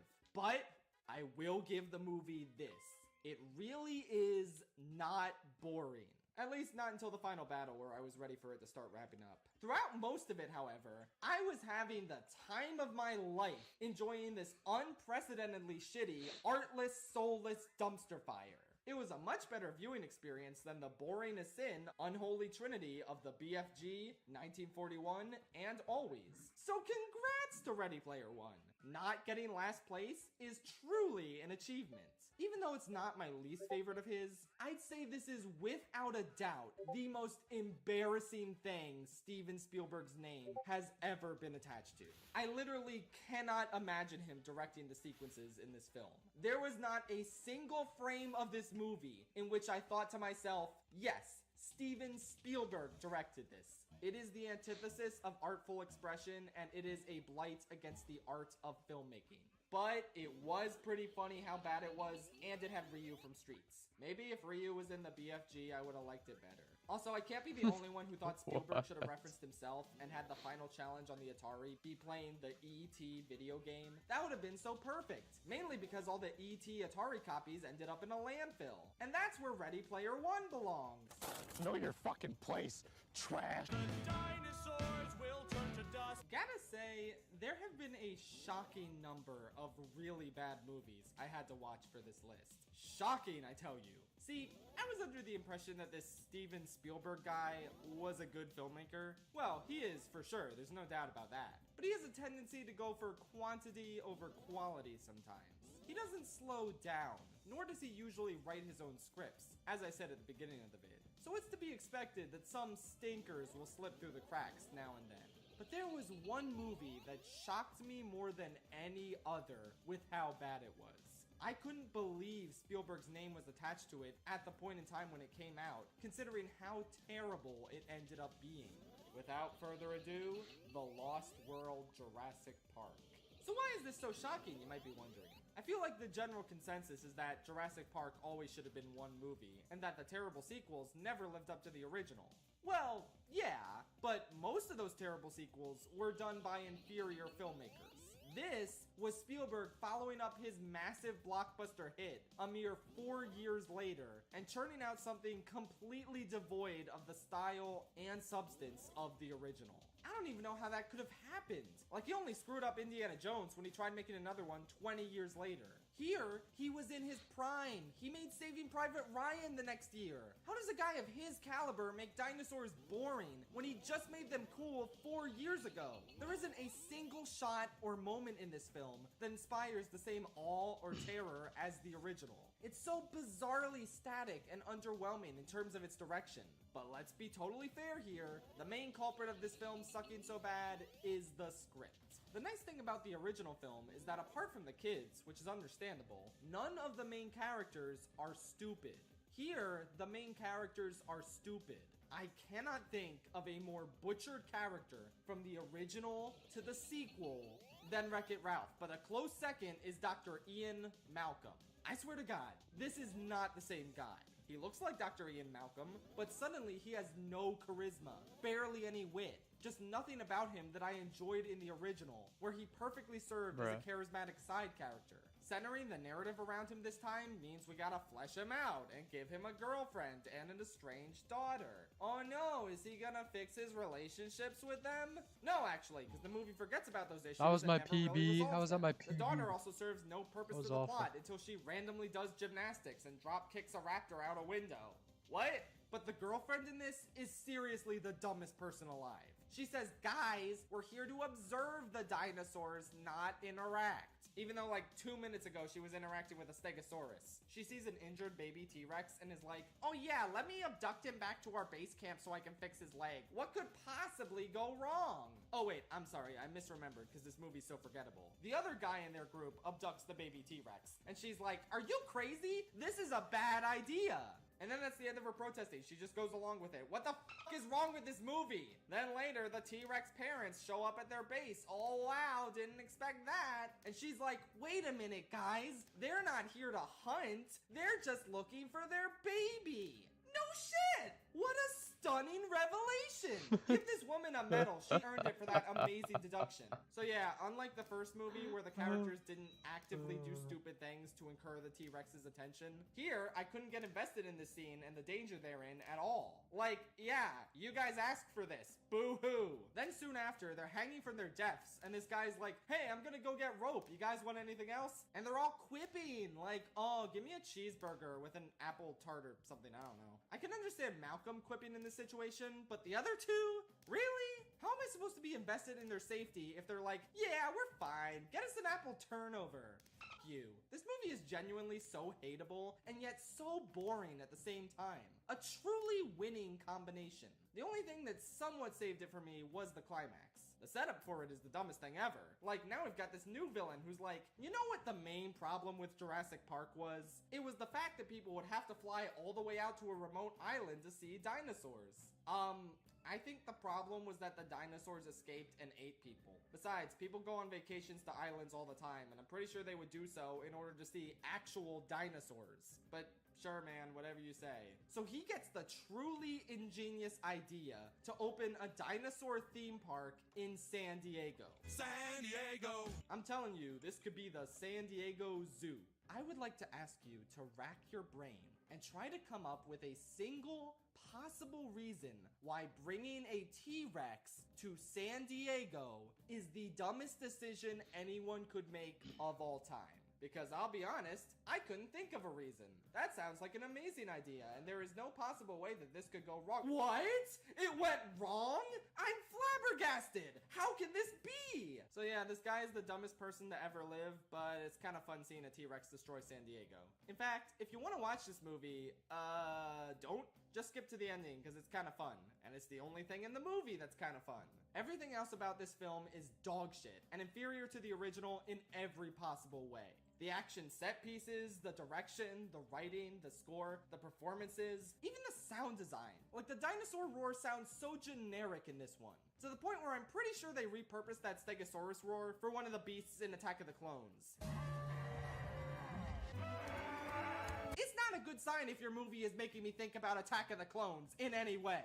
The only thing that's slightly improved from the original is the effects, I guess. There are a couple iffy CGI shots in the first one, and I couldn't think of any here. But the first one also has so many impressive effects, and part of what made them impressive was seeing them for the first time. Here, we've seen all this shit already. It doesn't wow us. The ending is kind of fun, like I said, but otherwise, there's no reason to watch this. It doesn't even have a CGI velociraptor saying, Alan, what are we even doing here, Steven, my guy? I think we can all agree that it's time for this franchise to go extinct.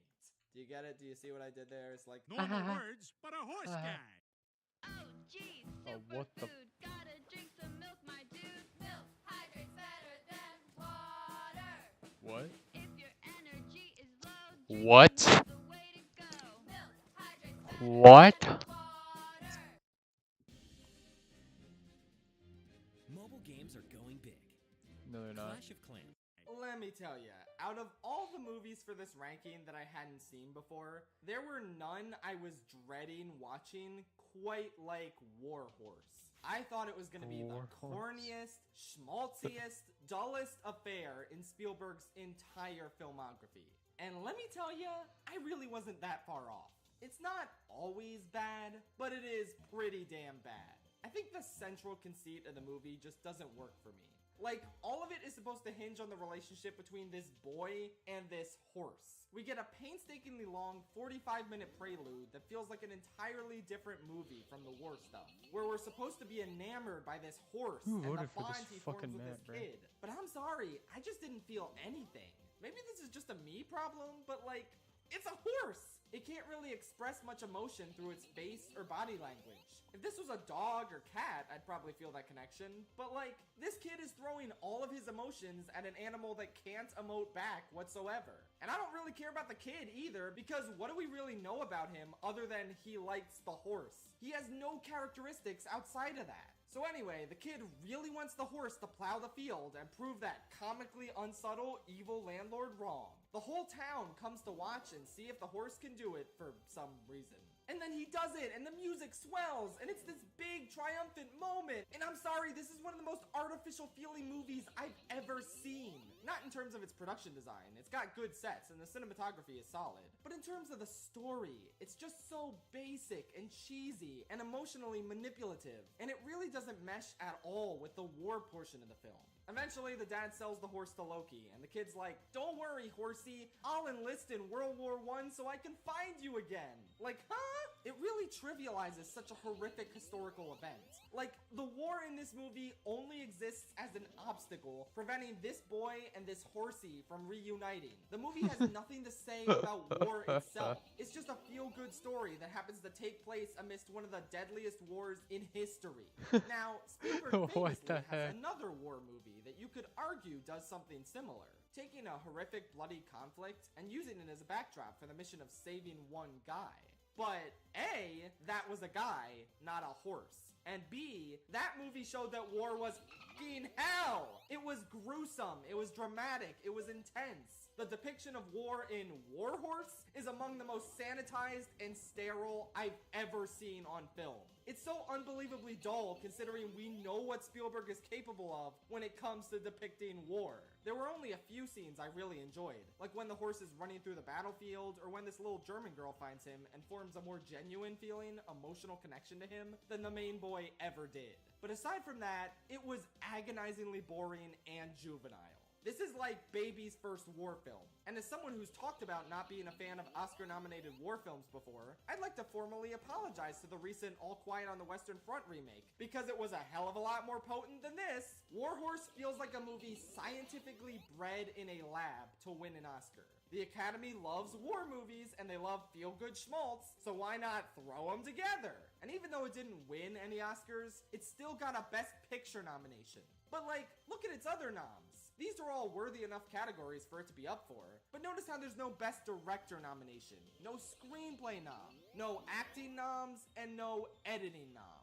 Those are kinds of the most important aspects of a movie, and if none of those are getting recognized in their respective categories, then how the f*** is it worthy of being one of the nominees for Best Picture? Again, because it was bred in a lab to be so. I'm sorry, I just have so much beef with this film. Probably more than any other person on the planet. It just represents everything I hate in a quote-unquote prestigious drama. And it offers nothing unique or special compared to the rest of Spielberg's filmography. Maybe if you can get more emotionally invested in a live-action horse's face than I can, then by all means, check it out. I'm never going to again. Last year, Abe said he was 15 years old. Now he claims to be 16. Which is it, Abe? Is anyone gonna get mad at me for saying Lincoln was boring? Anyone? I feel like this movie kind of came and went and no one has talked about it since the 2012 Oscar season. With that said, I have somehow watched this entire movie 4 different times. I don't even like it, and I've seen it 4 times. How is that possible, you ask? Well, let me tell you. The first time was in 2013, shortly after Oscar season wrapped up, since it won a couple of those, and I was curious about it. I didn't like it, but I was also 15, so I figured it was a good movie, just not for me. The next time I saw it was 2015, since it was playing in my AP history class. Probably the environment it was designed for, TBH. I also found it boring there, and so did the rest of the class. You'd think graduating high school would put an end to Lincoln in my life. But no, 2018.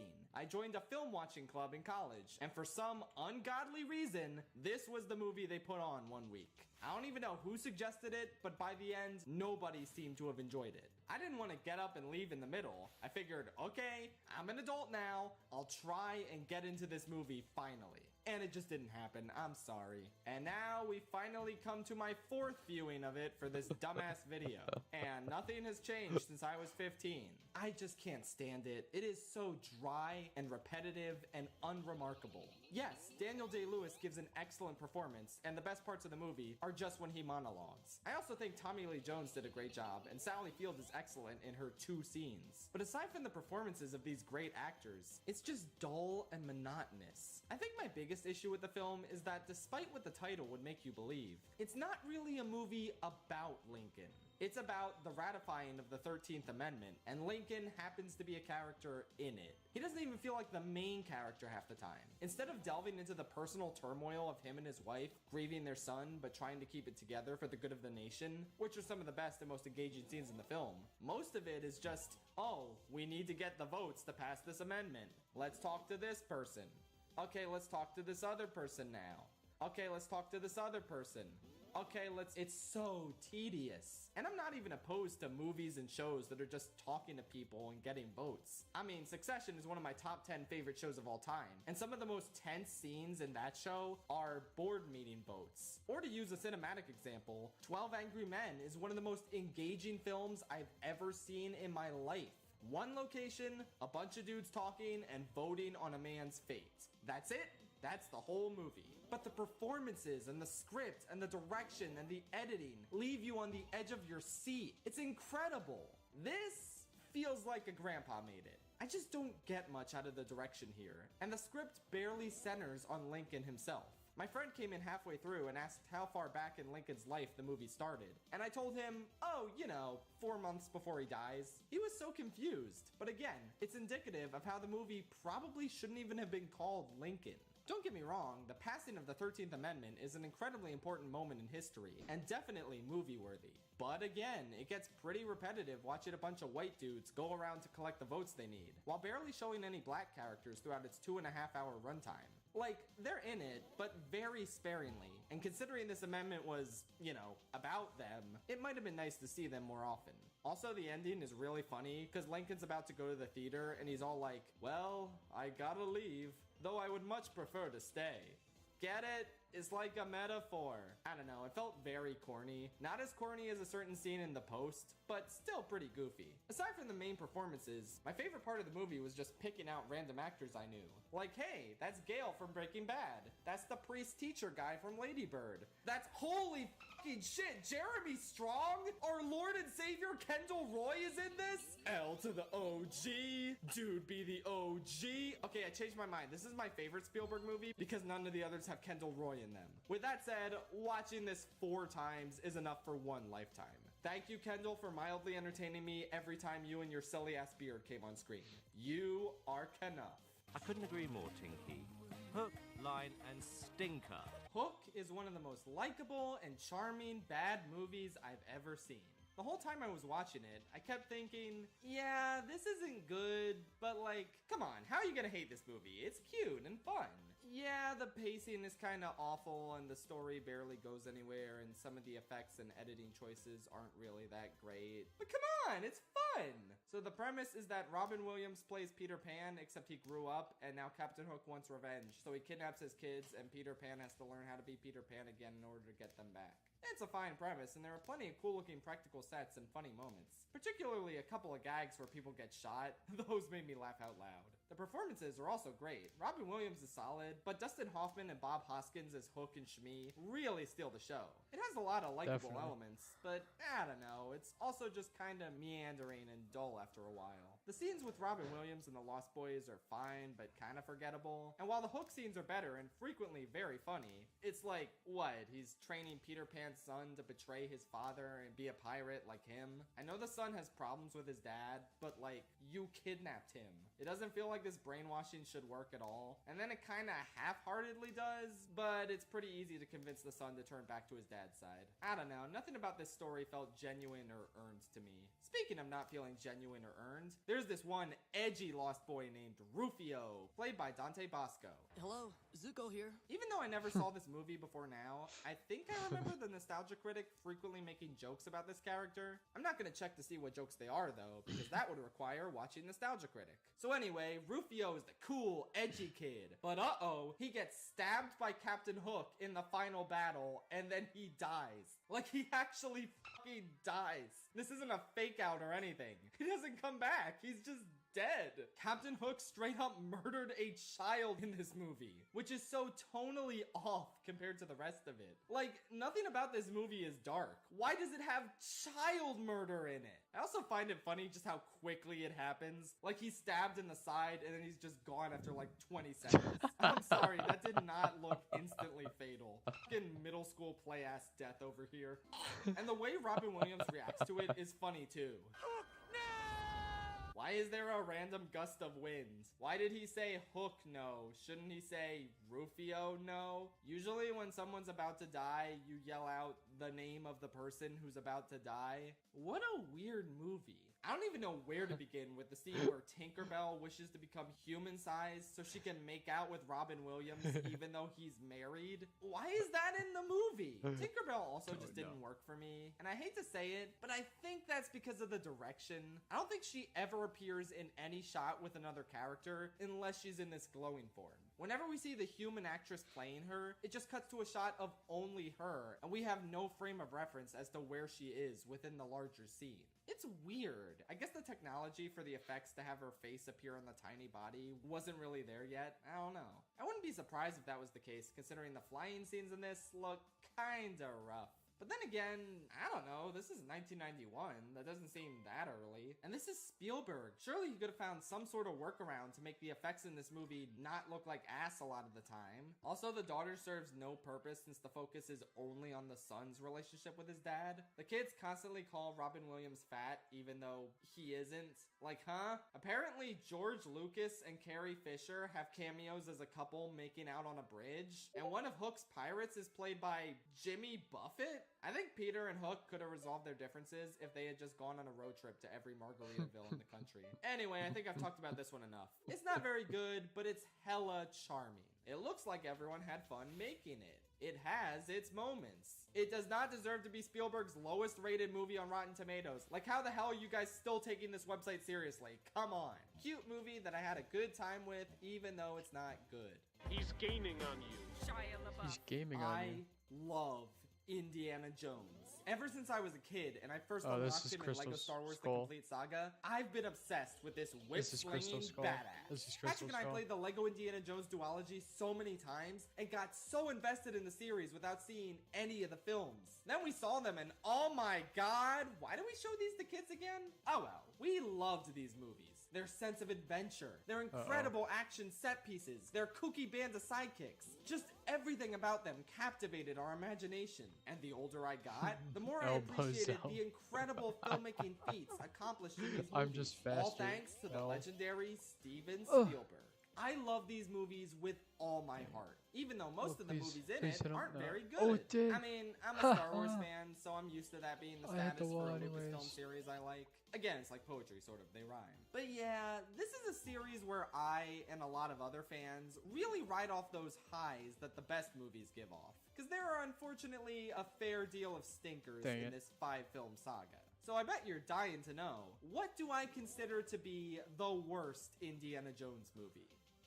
Dial of Destiny, and it's not even close. I might make a separate video talking about why I feel that way, because the good news is, we don't need to talk about it in this video since Spielberg didn't direct it. Let's instead turn our attention to the worst Indiana Jones movie that came from him.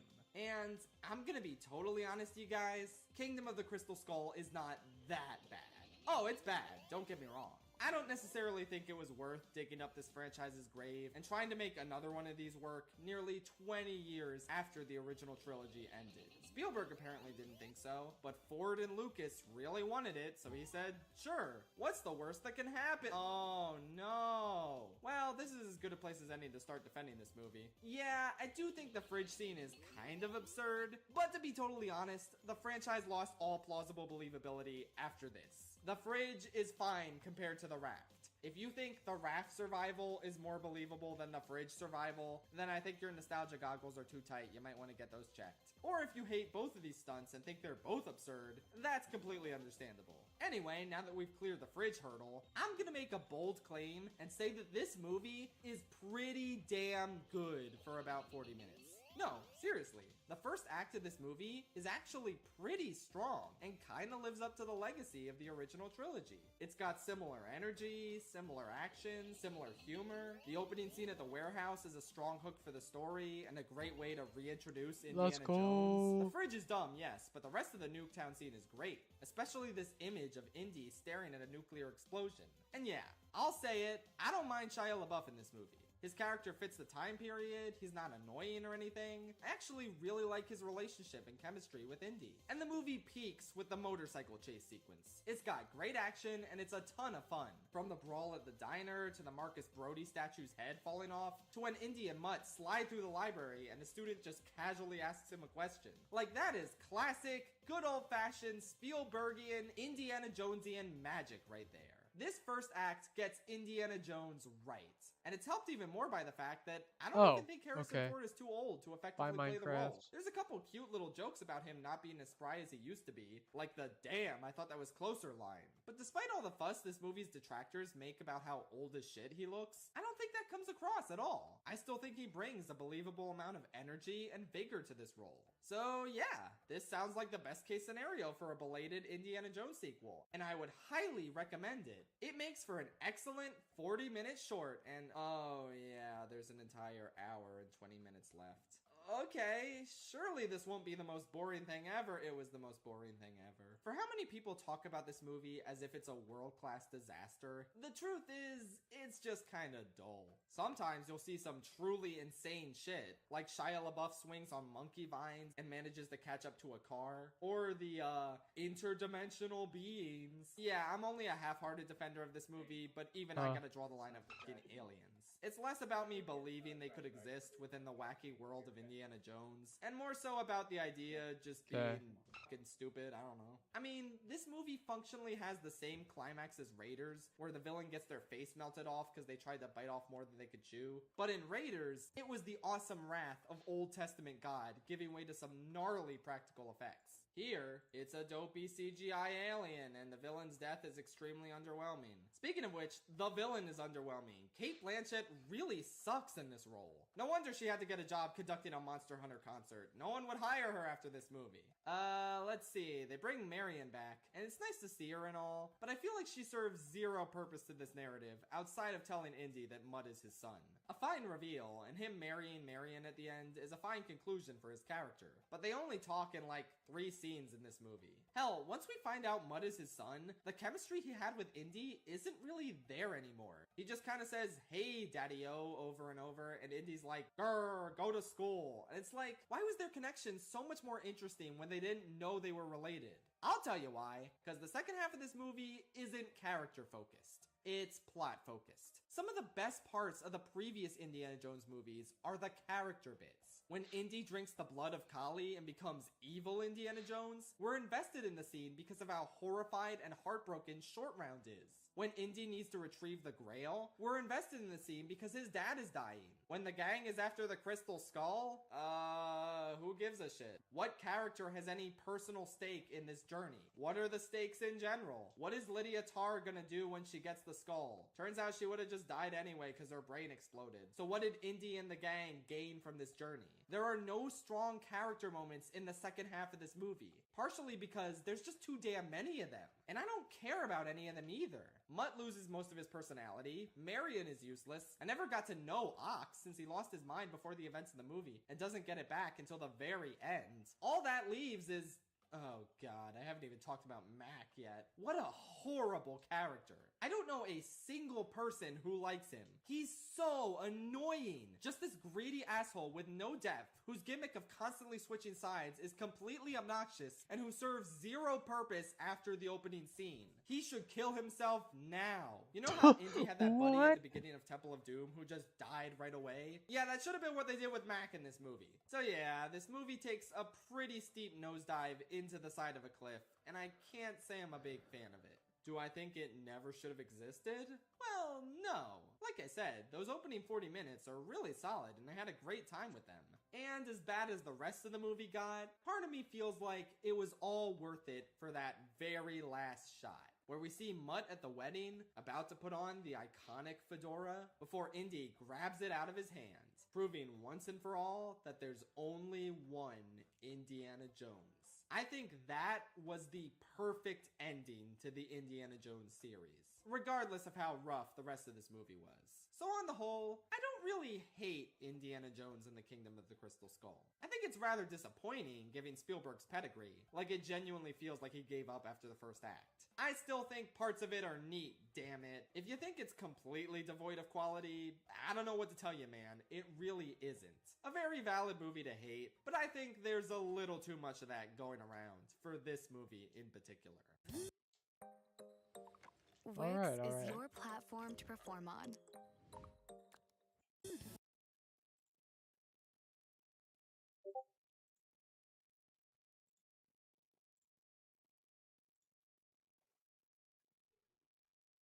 Oh. Okay.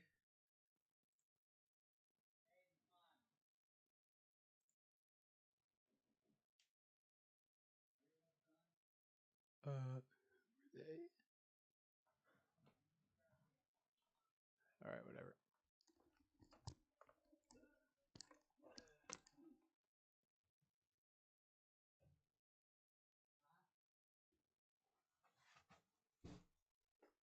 Come on, man. Sure. Go get the bag.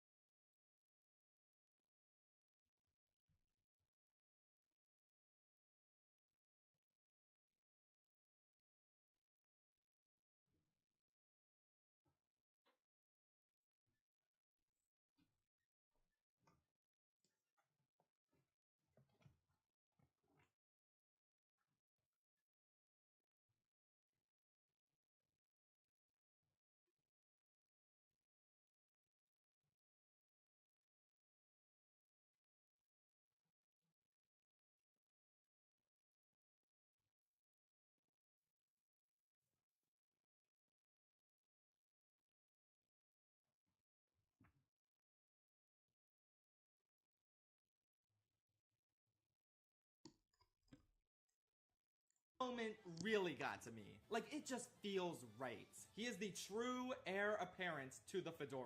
And this series really dropped the ball by never bringing him back at any point. Hell, everyone was so sure they were going to actually scroll more if they and Willie are so many elements I really love and consider to be among the best in any Indiana Jones film. But on the other hand, it lacks a lot of heart. It lacks intrigue. It lacks momentum. And the raft scene is dumber than the fridge from Crystal Skull, sorry not sorry. Back when the Indiana Jones series was merely a trilogy, this was the pretty obvious black sheep of the family, even to Spielberg. While promoting Last Crusade, Spielberg went on record saying, "I wasn't too happy with Temple of Doom at all. It was too dark, too subterranean, and much too horrific. I thought it outpoltered Poltergeist. There's not an ounce of my own personal feeling in Temple of Doom." George Lucas personally blamed the darkness of the story on the divorce he was going through while writing it. But I don't know if the story being dark was really the problem. I like the dark elements. I like how it was so intense that it literally invented the PG-13 rating, since too many parents complained that it wasn't suitable for PG audiences. I just wish there was a little more substance to it. The Indiana Jones movies are kinda big action flicks, but they're not big, dumb action flicks. They're pulpy and campy, like the adventure serials Spielberg and Lucas grew up with and based them on. But they nonetheless tell intriguing stories about epic quests to uncover historical artifacts, as well as showcasing the hubris of those who would misuse their power. A lot of thought goes into these movies, but that just doesn't come across with Temple of Doom.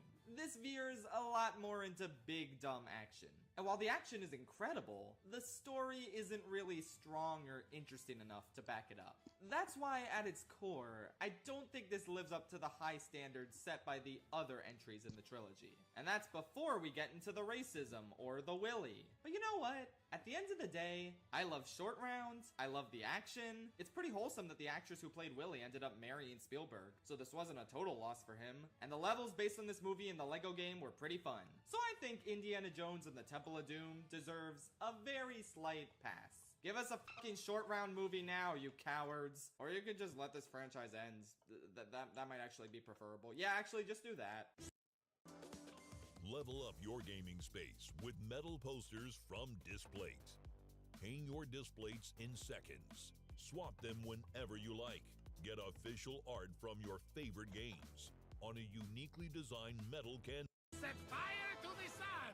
I've seen a couple people claim that Spielberg isn't really good at making serious movies, and that he should have just stuck to blockbusters. While I don't think that's true at all, and I really love a lot of his serious work, I will admit it kinda took him a little bit to find his footing with prestigious adult dramas. In my mind, no movie of his feels more transitional than Empire of the Sun. A movie that's trying to be a brutal depiction of the loss of innocence as a child gets torn from his family by war and disillusioned with the world. And yet, I don't know, I just don't feel the heaviness that the story should be depicting until the final act. Parts of this feel a little too crowd-pleasery, if that makes sense.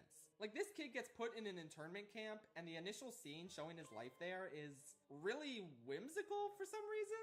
Like, there's sweeping, majestic John Williams music, and a lot of people seem to be adapting just fine to living here. Some people are suffering, but that's not really the focus. The movie mainly wants us to feel inspired that this kid is making the best of a bad situation. But as a result, it's kind of hard to get invested in his dramatic struggle. I like the first act just fine where his world got torn apart, and the scene where he gets separated from his mother is pretty strong. It was a good start to the film, but the second act just kind of tanked my investment. I don't know. It felt very tonally confused, like it had no idea what kind of story it wanted to tell. I think the third act finally brought it around to what it should have been the whole time though.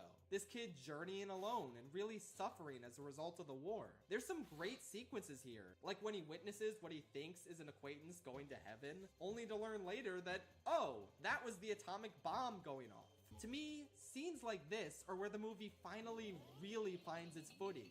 2 hours into the 2-hour and 30-minute runtime. Don't get me wrong, this isn't a bad film. I was invested enough the whole time in whether or not this kid would ever see his parents again. There's plenty of decent moments throughout, but it's just not a great film, even though it clearly wants to be one. It's just kind of okay, with a lot of really misguided elements that prevent it from reaching its full potential. Also, I hate to say it, but the kid constantly screaming during the first act kinda got on my nerves after a while. That's more so a direction and script thing, and less about his acting though. He gives a pretty good child performance overall. I wonder if he ever appeared in anything after this. Holy shit. So, my uncultured ass just kind of thought Christian Bale broke onto the scene with Newsies. I somehow went my entire life without realizing that one of the greatest modern actors we have made his film debut as the lead of a Spielberg movie at age 13. So, I guess this movie is pretty novel if you want to see a performance from the kid who would grow up to be Patrick Bateman and Batman. Real talk for a sec, I honestly keep forgetting Christian Bale played Batman somehow. I only associate him with prestigious Oscar-nominated roles and also Patrick Bateman. Anyway, yeah, young Bale is good. The rest of the movie's fine. It looks really pretty, has some decent sequences. It's overall a solid movie. But I do feel like Spielberg lacks the chops at this stage of his career to make this as dramatic and heavy as it could have been. We'll see what he can really do in terms of drama later. A video game that lets you help E.T. get home. E.T. is a masterpiece if you're like 9 years old. For me personally, I liked it. I thought it was cute, but that's about it. To be honest, I don't really understand the reputation this one has. It's a solid little movie, but I can't even begin to understand the thought process behind calling this one of Spielberg's best films. I really like E.T. himself. It's crazy how they took this ugly-looking little raisin man and made him weirdly endearing and adorable over the course of the film.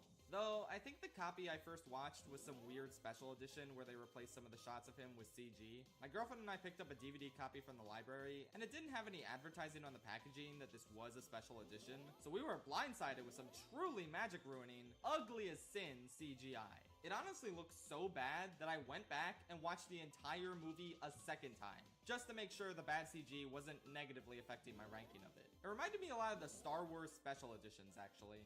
Oh god, those are the only easily available editions of the original trilogy. There are kids nowadays who are gonna grow up thinking ugly CGI Jabba was always part of A New Hope. What a dark era we live in. Speaking of Star Wars though, I like the Star Wars references in this. It was cute to see Spielberg reference the movies one of his best friends made. I like how E.T. sees Yoda and assumes he's from his home, which ties into the fact that the E.T. aliens show up in the Senate in Phantom Menace. E.T. could very well be canon to Star Wars, as well as What's Up Balloon to the Rescue. We mustn't forget to write the ETs to thank them for these lasers. That's great. I really like Gertie and how sassy she was. I wonder what the actress who played her is doing now. Oh. Anyway, while Gertie's pretty funny, I wonder what the actress who played her is doing now. Oh.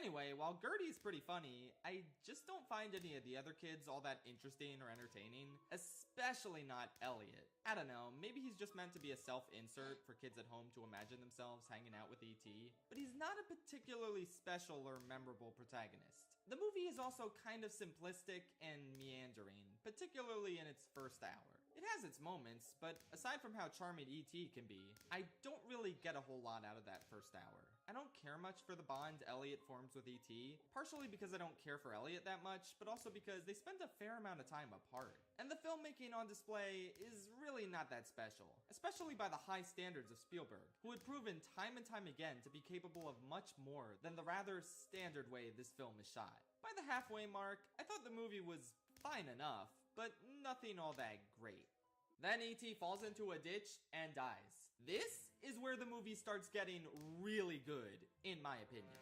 The weird connection that E.T. and Elliot have actually pays off, since they both start to perish, significantly raising the stakes, cause, well, you don't want either of them to die. This part of the movie is tense, investing, and emotional as all hell because of how attached we grew to E.T. in the first half. I didn't even love that first half, and yet I love the little alien raisin dude. I just want him to be okay and get home, alright? I was so taken aback because I didn't know anything about the plot of this film. I didn't know they were gonna kill him.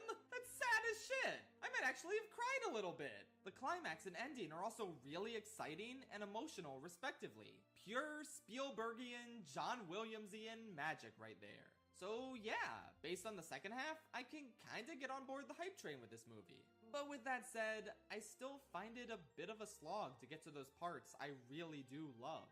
Again, the stuff I find average and the stuff I find great balance out to make a pretty good film. I just personally don't understand how so many people call this one of Spielberg's greatest films of all time, especially considering how insanely stacked the man's filmography is, with far more visually inventive and grippingly plotted features than this. I really do wish I could love this more. But like, I already watched it twice for this video. There's not a whole lot else I can do if my feelings didn't change much the second time. The good news is you can have your own opinions and you don't have to take mine as gospel. You are aware of that, right? Oh god, there are people out there who take my opinions as gospel. Why the fuck would anyone do that? It's been a while since Theater Kid Shafe made an appearance on this channel, and I wish it was under better circumstances. But I regret to report that I think I've kinda fallen out of love with West Side Story. Don't get me wrong, the 2021 film adaptation is really good, and that's largely owed to my two favorite Stephen S's, Spielberg and Sondheim, a match made in heaven. The best parts of the musical West Side Story are its songs, which have endured in our culture for generations because they're just so damn good. And they're brought to life with some of the tightest, most energized direction I've seen from Spielberg since the 2000s. The sets, the blocking, the choreography, the cinematography. God damn, does our boy direct the hell out of this movie. It's simply electric and magical, making you wish that he didn't wait over 50 years to make his first musical, cause he's so damn good at it. So many of the numbers in this film, from America to Dear Officer Krupke to The Jets Are Gonna Have Their Way Tonight. I don't know the name of that song. It was easier to sing that one line instead of looking it up. Anyway, all of these sequences are 10 out of 10s. Just absolutely spectacular. That shot of the puddle during Maria puts 90% of all other movie shots to shame. The tension in the air during the rumble is so palpable, and the third act is so somber and well put together. I really cannot stress enough that this is one of my favorite Spielberg movies if we're solely judging it by the way he directs it. Just incredible. But with that said, I don't really like the movie's story or main characters, and I think that's kind of a big problem for a movie. But like, genuine question, is it sacrilege to say that? Do any of us actually believe this is one of the great theatrical stories? Or is it just carried mainly by Bernstein and Sondheim's excellent music and lyrics? I don't know, man. I kind of think it's the latter. The story hinges on a 2-day romance, a figure that is less time than a typical Disney romance happens in. And those are supposed to be fairy tales that you don't take super seriously.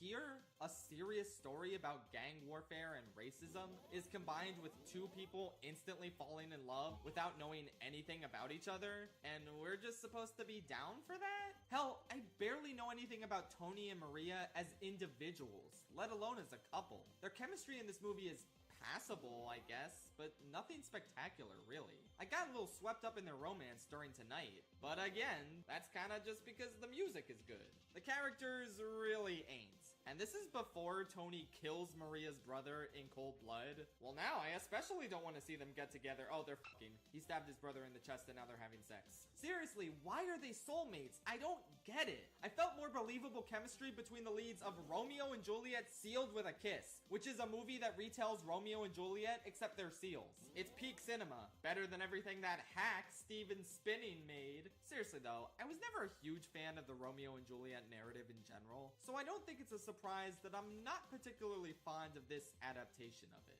Which is frustrating because this film adaptation of that adaptation is so damn good in spite of it all. Spielberg is operating at the fullest capacity we've seen from him in years, and the cast is pretty excellent across the board. I don't know why Mike Feist didn't get more traction during award season. He's probably the standout of the whole film for me. Ariana DeBose absolutely kills it. Rachel Zegler gives a great performance. Ansel Elgort should be in prison. And it's great to see Rita Moreno in a different supporting role than the one she had in the original film.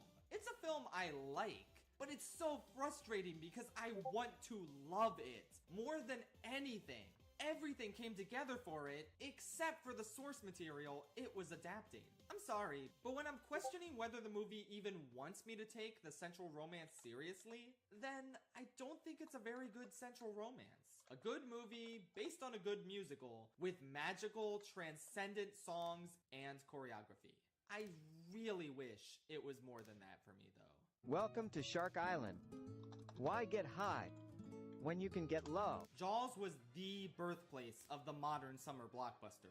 It changed everything in the realm of Hollywood. Some would say for the worse. But hey, at least it was a good-ass movie in its own right. This movie famously worked within the limitations of the shark animatronic not really functioning that well, and opted not to show it for the majority of the runtime. Instead, building up suspense with ominous underwater shots and a chilling John Williams score. It's honestly pretty effective, even by modern standards. Okay, this isn't the most terrifying film in the world, but it still offers a tremendous amount of dread and visceral excitement as we wait for Don Lino to show back up and start tearing people to shreds. And of course, the movie also makes a salient point that people in charge will almost always prioritize profits over keeping people's lives safe. Like, a ton of people came back to the beach on the 4th of July, but that's not good enough for the mayor. He wants them to go in the water to show on TV that, hey, the water's fine. Everybody else come here and support our economy. He had such a great time sowing, but then when he had to reap, he was like, okay, I may have gone too far in a few places. Karmic justice. Hey, does the mayor in this movie remind anyone else of the mayor from Cloudy with a Chance of Meatballs? Or is that just a me thing because my brain is broken? Anyway, this is an intriguing, entertaining, suspenseful, and perfectly paced film for the first hour. Yeah, does anyone else just kind of check out mentally when they're on the boat? I mean, my favorite aspect of this film is seeing the danger that Frankie poses to the people of Amity Islands, and the fact that the higher-ups don't care and keep the beach open anyway. All those themes and all those intense dramatic stakes kind of fall off once it's just these three guys on the boat for an hour. I mean, I still hope that they don't die, but I was a lot more invested in whether these innocent kids and islanders were gonna die or not. Don't get me wrong, it's not like the second half is bad or anything. It has plenty of great moments. Quint's monologue is really strong, and I enjoy the back and forth bickering he has with Hooper. When Brody says, "You're gonna need a bigger boat," I was like, oh no way, that's a sick Jaws reference. Hey, how come the protagonist of this movie is named Martin Brody, and then Indiana Jones introduces Marcus Brody? Spielberg, you hack! Anyway, the final battle with Lenny was also really good, and I bet these guys are happy that Quint got eaten, because now they don't have to pay him for his shark hunting services. Huh, guess it all worked out. Overall, Jaws is a good movie, but I only really love the first half, while the second half is decent, but kinda repetitive and not nearly as engaging for me personally. So basically the opposite problem as E.T. I'm gonna get so much flack for not liking these movies as much as everyone else. Oh man. Oh well. I totally get and respect how this invented the summer blockbuster. It's tense, exciting, and pretty ambitious. It was actually the first major motion picture to be shot on the ocean. So congrats to Steven Spielberg for inventing the concept of putting a camera on a boat and then putting that boat on the water. It changed movies forever. Oh, and also all the other cool stuff he did with this movie. Congrats about that. Like the color purple. The Color Purple is pretty good. This is one of those movies that I don't want to delve too deep into because of its heavy subject matter, so I'll just say that this film is anchored by a good story and amazing performances. Did you guys know Oprah could act? I genuinely did not know. But yeah, she's amazing in this film, as is Whoopi Goldberg in her breakthrough role. There are some exceptional sequences that made me tear up a bit, and overall, it's a pretty strong film. I think it's kinda held back for me by the fact that, well, I don't really understand why Spielberg was handed this material. Like, surely this movie where 98% of the characters are black should have gone to a black director. Apparently Spielberg himself was reluctant to make this film for that very reason. And like, it's not just about optics either. Something just feels off about his direction here. It's hard to really describe what it is, but kinda like Empire of the Sun, I just feel like there's some really dark subject matter here that doesn't mesh with his sweeping, optimistic, sentimental style. Parts of it click, like the ending, but other aspects of the story don't feel as intense as they should be. Plus, I feel like there are a couple bits with this abusive guy that are meant to be comedic, and I don't like that at all. I don't know, even though parts of this are a bit iffy, it still tells a good story, has a ton of excellent performances, and contains some really powerful scenes. Pretty good, though it probably would have been a true masterpiece if it wasn't a part of Spielberg's filmography. Fuck, man. What else is there to say?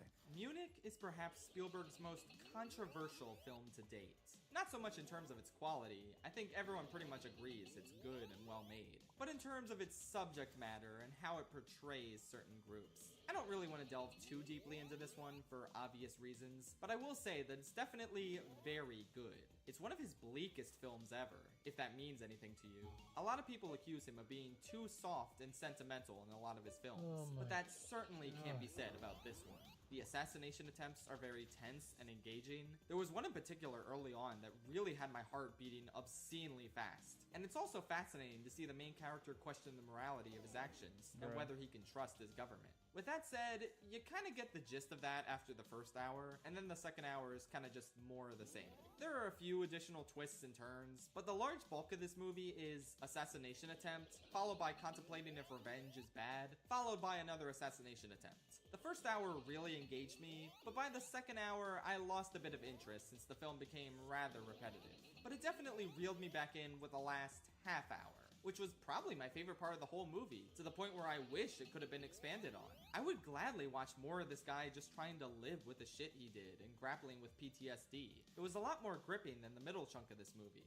The sex scene towards the end was a bit much. Not that I'm a prude when it comes to sex scenes in general, it's just, I don't know, I really couldn't take it seriously. Watch it and you'll know what I mean. But aside from that, yeah, a great first hour, an excellent conclusion, a second hour that desperately needed to be condensed. Less is more after all. Still, very much worth your time. Alright, before we continue on with the list, I want to circle back to Jaws for a second here. You know what would have made that shark cooler? If it was surfing. I think you know where I'm going with this. Surfshark VPN, an incredible product that encrypts your data and protects you. Spielberg's first ever feature-length film is about a guy being chased by a truck driver who is trying to murder him. That's it. That's the entire plot. And it's awesome. I love the fact that you never even see the truck driver. That just makes him so much more ominous. My friend and I just assumed he looks like Dennis from the SpongeBob movie. But yeah, this lunatic looms over this entire film, trying to kill this guy because he passed him on the highway. You know what? That does sound realistic, actually. Anyway, the entire movie consists of tense road rage chases and psychological warfare, all with some slick as hell cinematography and editing. Spielberg was cooking even back in 1971. It's amazing what he can accomplish with a truck, a camera, and a dream. There's such a distinct visual language to this movie, to the point where it cut to a close-up shot of a tunnel, and I knew that damn truck was gonna pop out of it. Even then, you can never predict what heinous mind games this monster is gonna play on our main man. It's just insane from start to finish. Yeah, the movie's fairly one note, with no real deeper themes or anything. What you see is what you get. And some scenes can go on for too long, like, it feels a tad stretched out to hit that 90-minute runtime. But damn it, it's worth it to see all the insane set pieces and witness the incredibly cathartic ending. It's slick, it's stylish, it's exciting, it's raw as hell. Spielberg never made anything quite like it again, and that's a damn shame. But that's your cue to go check it out, baby! Take us to your leader! Your cheerleader. You ever just watch a movie where you're like, wow, this is amazing? Why is it considered divisive among critics and the general public? Then you get to the third act and you're like, oh, okay, that checks out. Yeah, that's War of the Worlds for me. For the first hour of this film, I was beyond gripped to my seat. Spielberg's visceral visual depiction of a hostile alien invasion, while obviously drawing inspiration from the classic H.G. Wells story of the same name, is yet another feather in the cap of one of the most skilled blockbuster filmmakers to ever grace American cinema. The way the first alien encounter is constructed, from the cinematography to the practical effects, it all adds up to something truly awe-inspiring. Visually, this film perfectly showcases the weight and terror of an apocalypse. It's one of the most horrific pictures he's ever produced. Definitely not the goriest, but one of the most holy shit we're fucked-iest. And yet, as unnerving as the aliens are, this film also portrays the mistrust and paranoia among the people of Earth. My favorite scene in the whole film, and one of the tensest, doesn't have any aliens at all. It's just an angry mob attacking Tom Cruise and his kids because they have the only car. One dude tears the fucking glass off the windshield. It's like, oh my god, people, chill the hell out. We got aliens to deal with. But ultimately, it does make sense why they would act like this. The Earth has been torn asunder, and they need to do what they have to survive. Earlier in the movie, Tom Cruise grabbed a gun, and I was like, what does he think the tiny-ass gun is gonna do against the aliens? But then it ended up being crucial to this scene. And I was like, wow, the gun came back. They should make a term for like when a gun comes back in a story. Like they should name it after some guy who like says that happens. I'm shocked that they've never done that before. Anyway, this was an amazing ass movie at this point. There are some things I found weird, like when Tom Cruise is driving down this road. Somehow it's not all wall-to-wall traffic. All the people whose cars broke down conveniently moved them out of the way. Sure. And I also found the son character a bit annoying. Like, oh, hell yeah, Dad, we gotta fight the aliens. Like, is he stupid? But aside from this minor stuff, I was ready to declare this one of Spielberg's surprise best films. And then we go to this bunker with this guy who wants to fight the aliens, and it lost me a bit. Like, Tom Cruise never stayed put for this long. Why do we spend 20 in-movie minutes here? There was a pretty good tense scene with this tentacle sentry looking for humans, but otherwise, it wasn't super interesting. And then there's the thing that really killed it. For some reason, after the tentacle sentry goes away, the aliens themselves come down, and they look like shit. This movie did such a great job seamlessly blending timeless-looking CG into the environments. But then we got these bozos. This is the threat? It was a lot more tense when we didn't know what they looked like. Because now that I know they look like stupid little CGI goblins, I don't find myself intimidated by them. And this scene was so pointless too. Nothing comes out of it. You could have just had the dead arm at the end and not show the rest of their designs, leaving it up to our imagination. And then there's the other thing. So, I'm not gonna harp too much on how the aliens get defeated, since it's part of the original story. Though, I do think it suits that original story better than an action blockbuster film, since it does come across as a bit underwhelming here. But whatever, this is H.G. Wells' vision, I'll accept it. What I can't accept is the stupid son who left halfway through to fight aliens, making it out alive with absolutely no explanation. It looked like he exploded, but nope, here he is. What was the point of that? What's the point of his character at all? The movie would have been just fine with Tom Cruise and Dakota Fanning. Whatever. I still think it's a great movie at the end of the day. One that probably does a great job of capturing the zeitgeist of post 9/11 America. I wouldn't know, I was 3 at the time, but I wouldn't be shocked if this was generally how it was. It's well worth checking out. Just maybe shut your eyes when the aliens are on screen. Not because they're too scary, literally for the opposite reason. Maybe you'll be able to still find them intimidating if you don't see them. When premium ingredients come together, memories are made forever. Fannie Mae, together is timeless. During the... Okay. Thankfully that one Mobile games are going big. Oh no, this one is... Clash Royale is now available on PC with Google Play Games. Shut up, I don't Experience care. more ways to play and sync your in-game progress between your PC and mobile devices. Immerse yourself in the world of Clash Royale with a larger PC screen and mouse controls. I literally don't feel like it. First-time players on PC will also receive $7 off your first in-game purchase. Dude, Get started by downloading Google Play Games today. I love how they know that you're gonna in-game purchase if you're playing Clash. I just assume. Tintin, stop whatever boring adventure you're doing and come with me. First things first, I gotta tell you guys that I absolutely cracked the hell up seeing the Nickelodeon Movies logo in front of a Spielberg movie. Like, what? But I guess it sort of makes sense, since this is the only animated movie Spielberg has ever made. And much like how West Side Story made a lot of critics question, how the hell has Spielberg not made more musicals? The same sentiment applies to the medium of animation. If this film is any indication, we have been robbed of his keen eye for filmmaking in a medium with unlimited visual potential. Because The Adventures of Tintin rocks. It's good as hell. Turns out this whole time, this was the 5th Indiana Jones movie, and no one was talking about it. In fact, I learned from browsing this film's Wikipedia page that Spielberg first learned of the original Tintin comics because a critic favorably compared Raiders of the Lost Ark to them back in the day. No other filmmaker in existence was a better fit for this material, and it shows. He directs the hell out of this movie, giving us stunningly creative scene transitions, well-framed and exciting action, a sheer lack of compromise on the guns and murder front, considering this is technically a kid's film, and maybe one of the most impressive one-takes I've ever seen in animation. Like, there's this action shot that just goes on with so many moving parts, and you're just like, how the fuck did they do that? It's insane that this movie came out 3 years after Crystal Skull, because it's just so much better in every way. And forget about that snooze-fest geriatric theme park ride, Dial of Destiny. Watch this real movie instead that came from a master of cinema.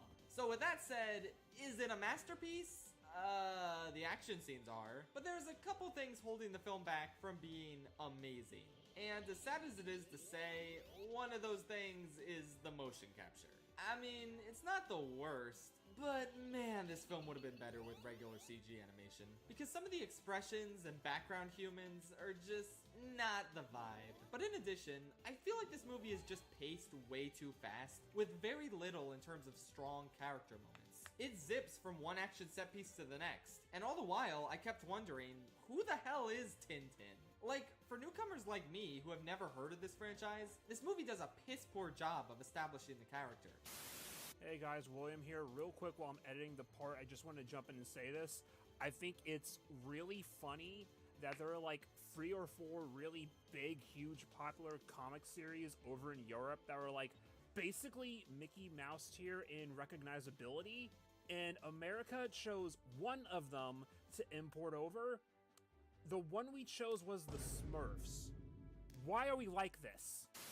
He mentions he writes stories, so I guess he's a journalist. But for what newspaper? Why don't we ever see that side of his life?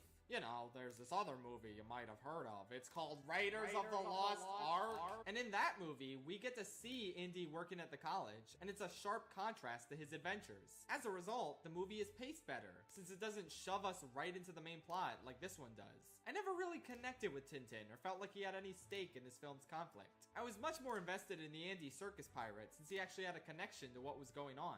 Tintin just kind of exists, and he's not very interesting. But you know what? His dog was cute, I'll give him that. The gap between the second and third act is also hilariously tiny. It's like, oh, the bad guy got all the clues, he's gonna get away with this. And then after like 2 minutes, they remember, oh wait, we can track him. And after that, we're immediately into the third act. Like, huh? There's just hardly ever time to breathe in this movie. I feel like if they added about 15 minutes worth of character building and ditched the motion capture, then it would be pretty close to perfect. There's some other nitpicks here and there, like, why did you bring Haddock to the opera thing if he was just gonna throw a fit? Why doesn't the villain go ahead and burn the clues instead of monologuing so Tintin has a chance to steal them? Why are the Simon Pegg and Nick Frost characters weirdly unfunny? Hell, why isn't the movie funnier in general when Edgar Wright was one of the co-writers? Explain yourself, Steve.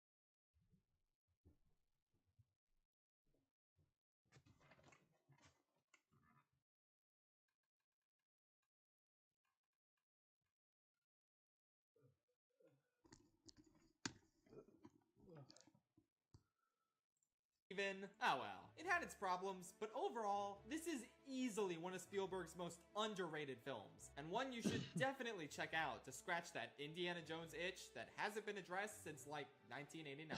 Speaking of 1989, that's the year Always came out, which reminds me to once again thank this movie for saving me from the dull monotony of that piece of shit. Remember kids, if you're watching a shitty ass movie and you need a palate cleanser, Adventures of Tintin is the way to go.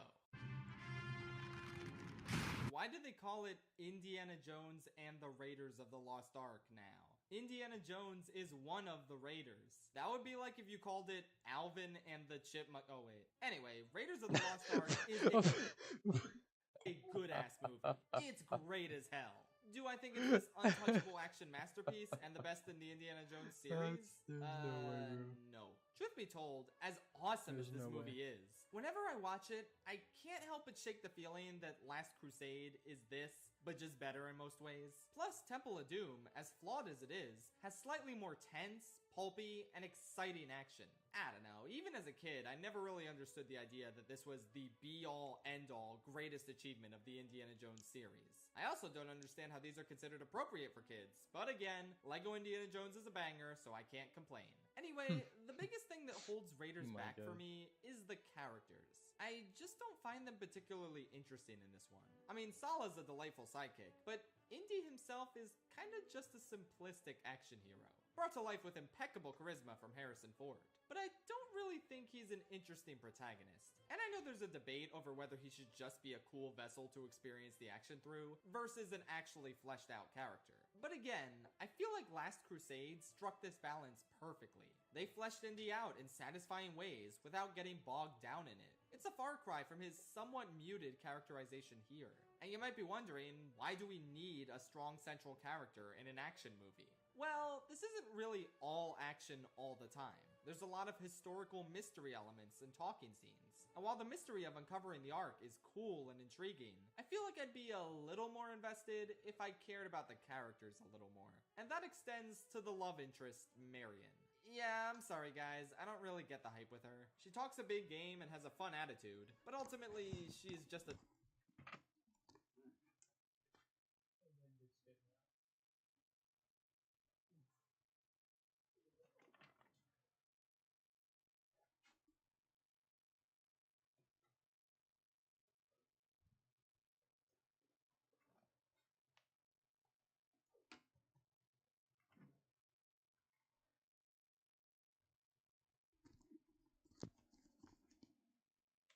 the damsel in distress. Wait, can we talk about Jurassic? A product of the time, sure. Jurassic but I don't Park really 3 get why wasn't- so many people isn't on characterize this her as this list. awesome Oh, yeah, badass it's not, when but- she never really accomplishes anything gonna herself. say. And this It is was more so directed the by fault of someone Crystal else, that's Skull, why. but I don't buy these two as soulmates meant for each other. They have decent chemistry, but it's nothing that deep. And I can't say I'm surprised that she's out of the picture by the time Last Crusade rolls around. Even the villains in this movie are kind of weak. When I think of the antagonists in the series, I think of Elsa's seductive betrayal and Mola Ram ripping people's goddamn hearts out. Here, I mean, Belloc is French.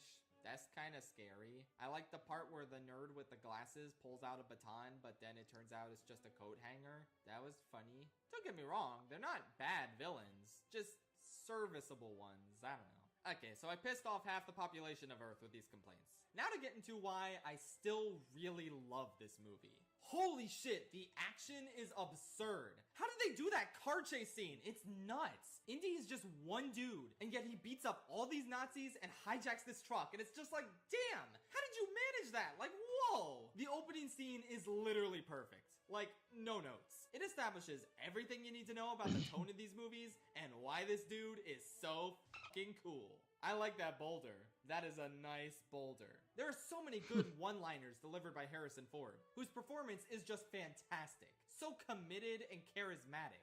I love that one shot where Indy, Salah, and the boys are digging, and the sky is stormy and ominous. It evokes a similar skybox from the Ten Commandments, and serves as an excellent homage that really drives the point home that this guy is about to become part of biblical history. The action scene in Cairo is cool as hell, and how the hell did they make a monkey threatening? Why did they teach that monkey how to do the Nazi salute? He doesn't know he's in a movie. He doesn't know what this means. Oops, we trained a monkey to be a fascist. Whoops, he's a Without a doubt, this is one of the best action film scores I've ever heard. Every action beat and character moment is enhanced so succinctly by John Williams' magnificent music. When they're in that one chamber and the light goes and it hits the thing on the ground and they know where the arc is, that's some cool ass shit. I like when Indy dresses up as Bazooka Trooper, who's the best character in Lego Indiana Jones, and he's gonna blow up the arc. And it's like, whoa, oh my god, it's crazy.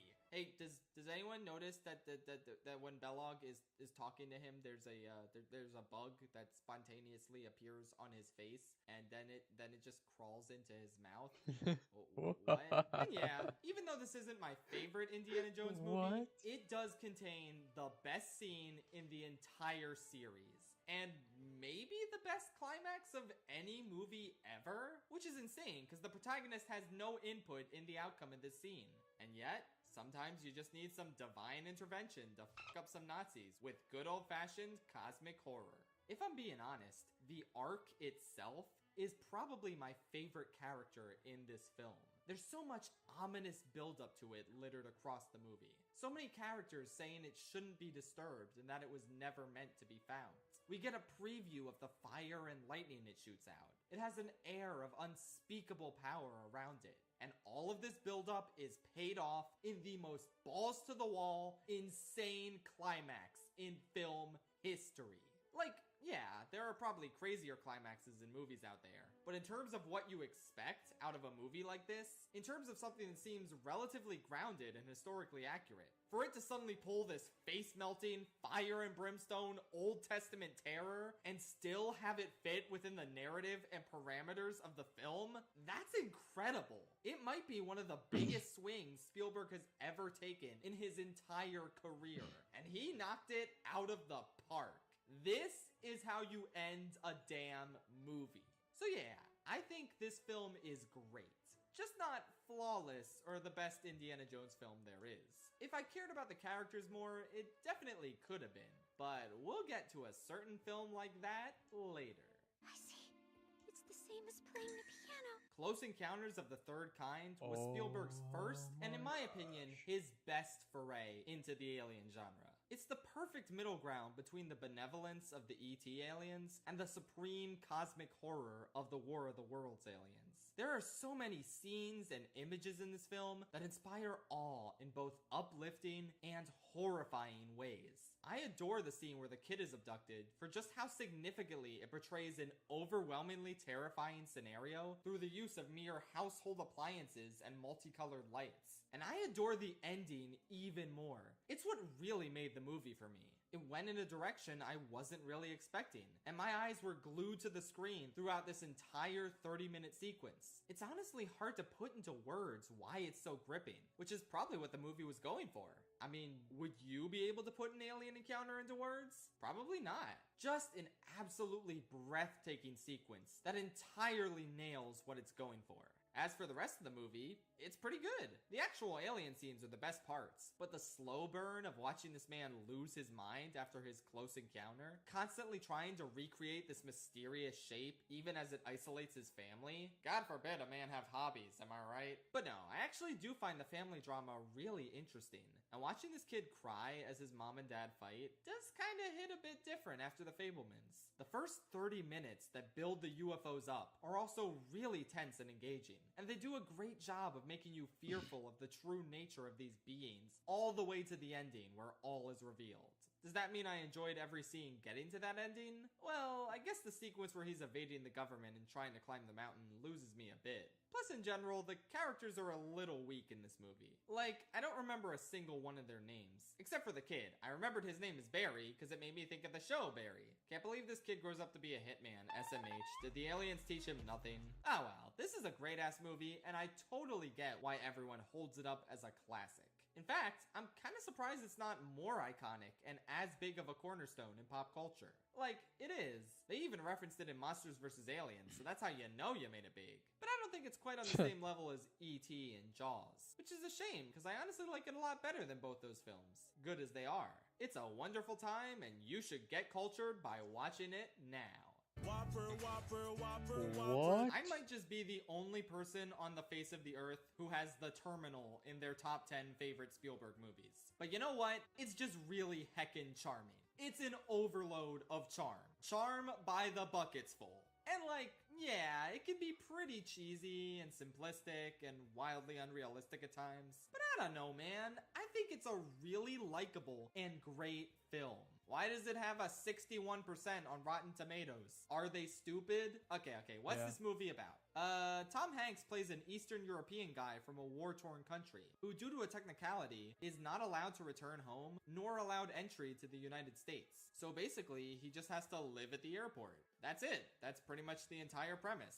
And it works. Oh my god, it's such an enjoyable movie. The character Hanks plays is this endearing sweetheart who befriends nearly everyone he comes across. He meets Cassian Andor, who really wants to go out with Gamora, so he helps bring the two of them together. He meets this janitor who purposely makes the floor wet because he enjoys watching people slip, and also he killed a man. At one point, he eats a Whopper, Triple Whopper, and also he goes to Borders. Aw, I miss Borders. He finagles his way into a job, goes on a date or two with this flight attendant lady, and manages to evade the watchful eye of the goofy villain who runs the airport. It's all pretty fun stuff. I was on board from the premise alone because I've always been fascinated by how airports are like mini shopping malls, and I've always wondered what it would be like to live in one. So not only did this movie give me a unique premise I wanted to see, but it also turned out to be incredibly silly. This is a silly ass movie, and while that worked for the most part, there were a few things. This is a silly See him? Who is it? Oh, it is. ass movie. And while that worked for the most part, there were a few things that were so far out there that they just didn't fly for me. Like, the Cassian Andor dating Gamora subplot is cute, but when you see how far it progresses, you just kind of ask yourself, wait, they're doing this now? Have they even had a one-on-one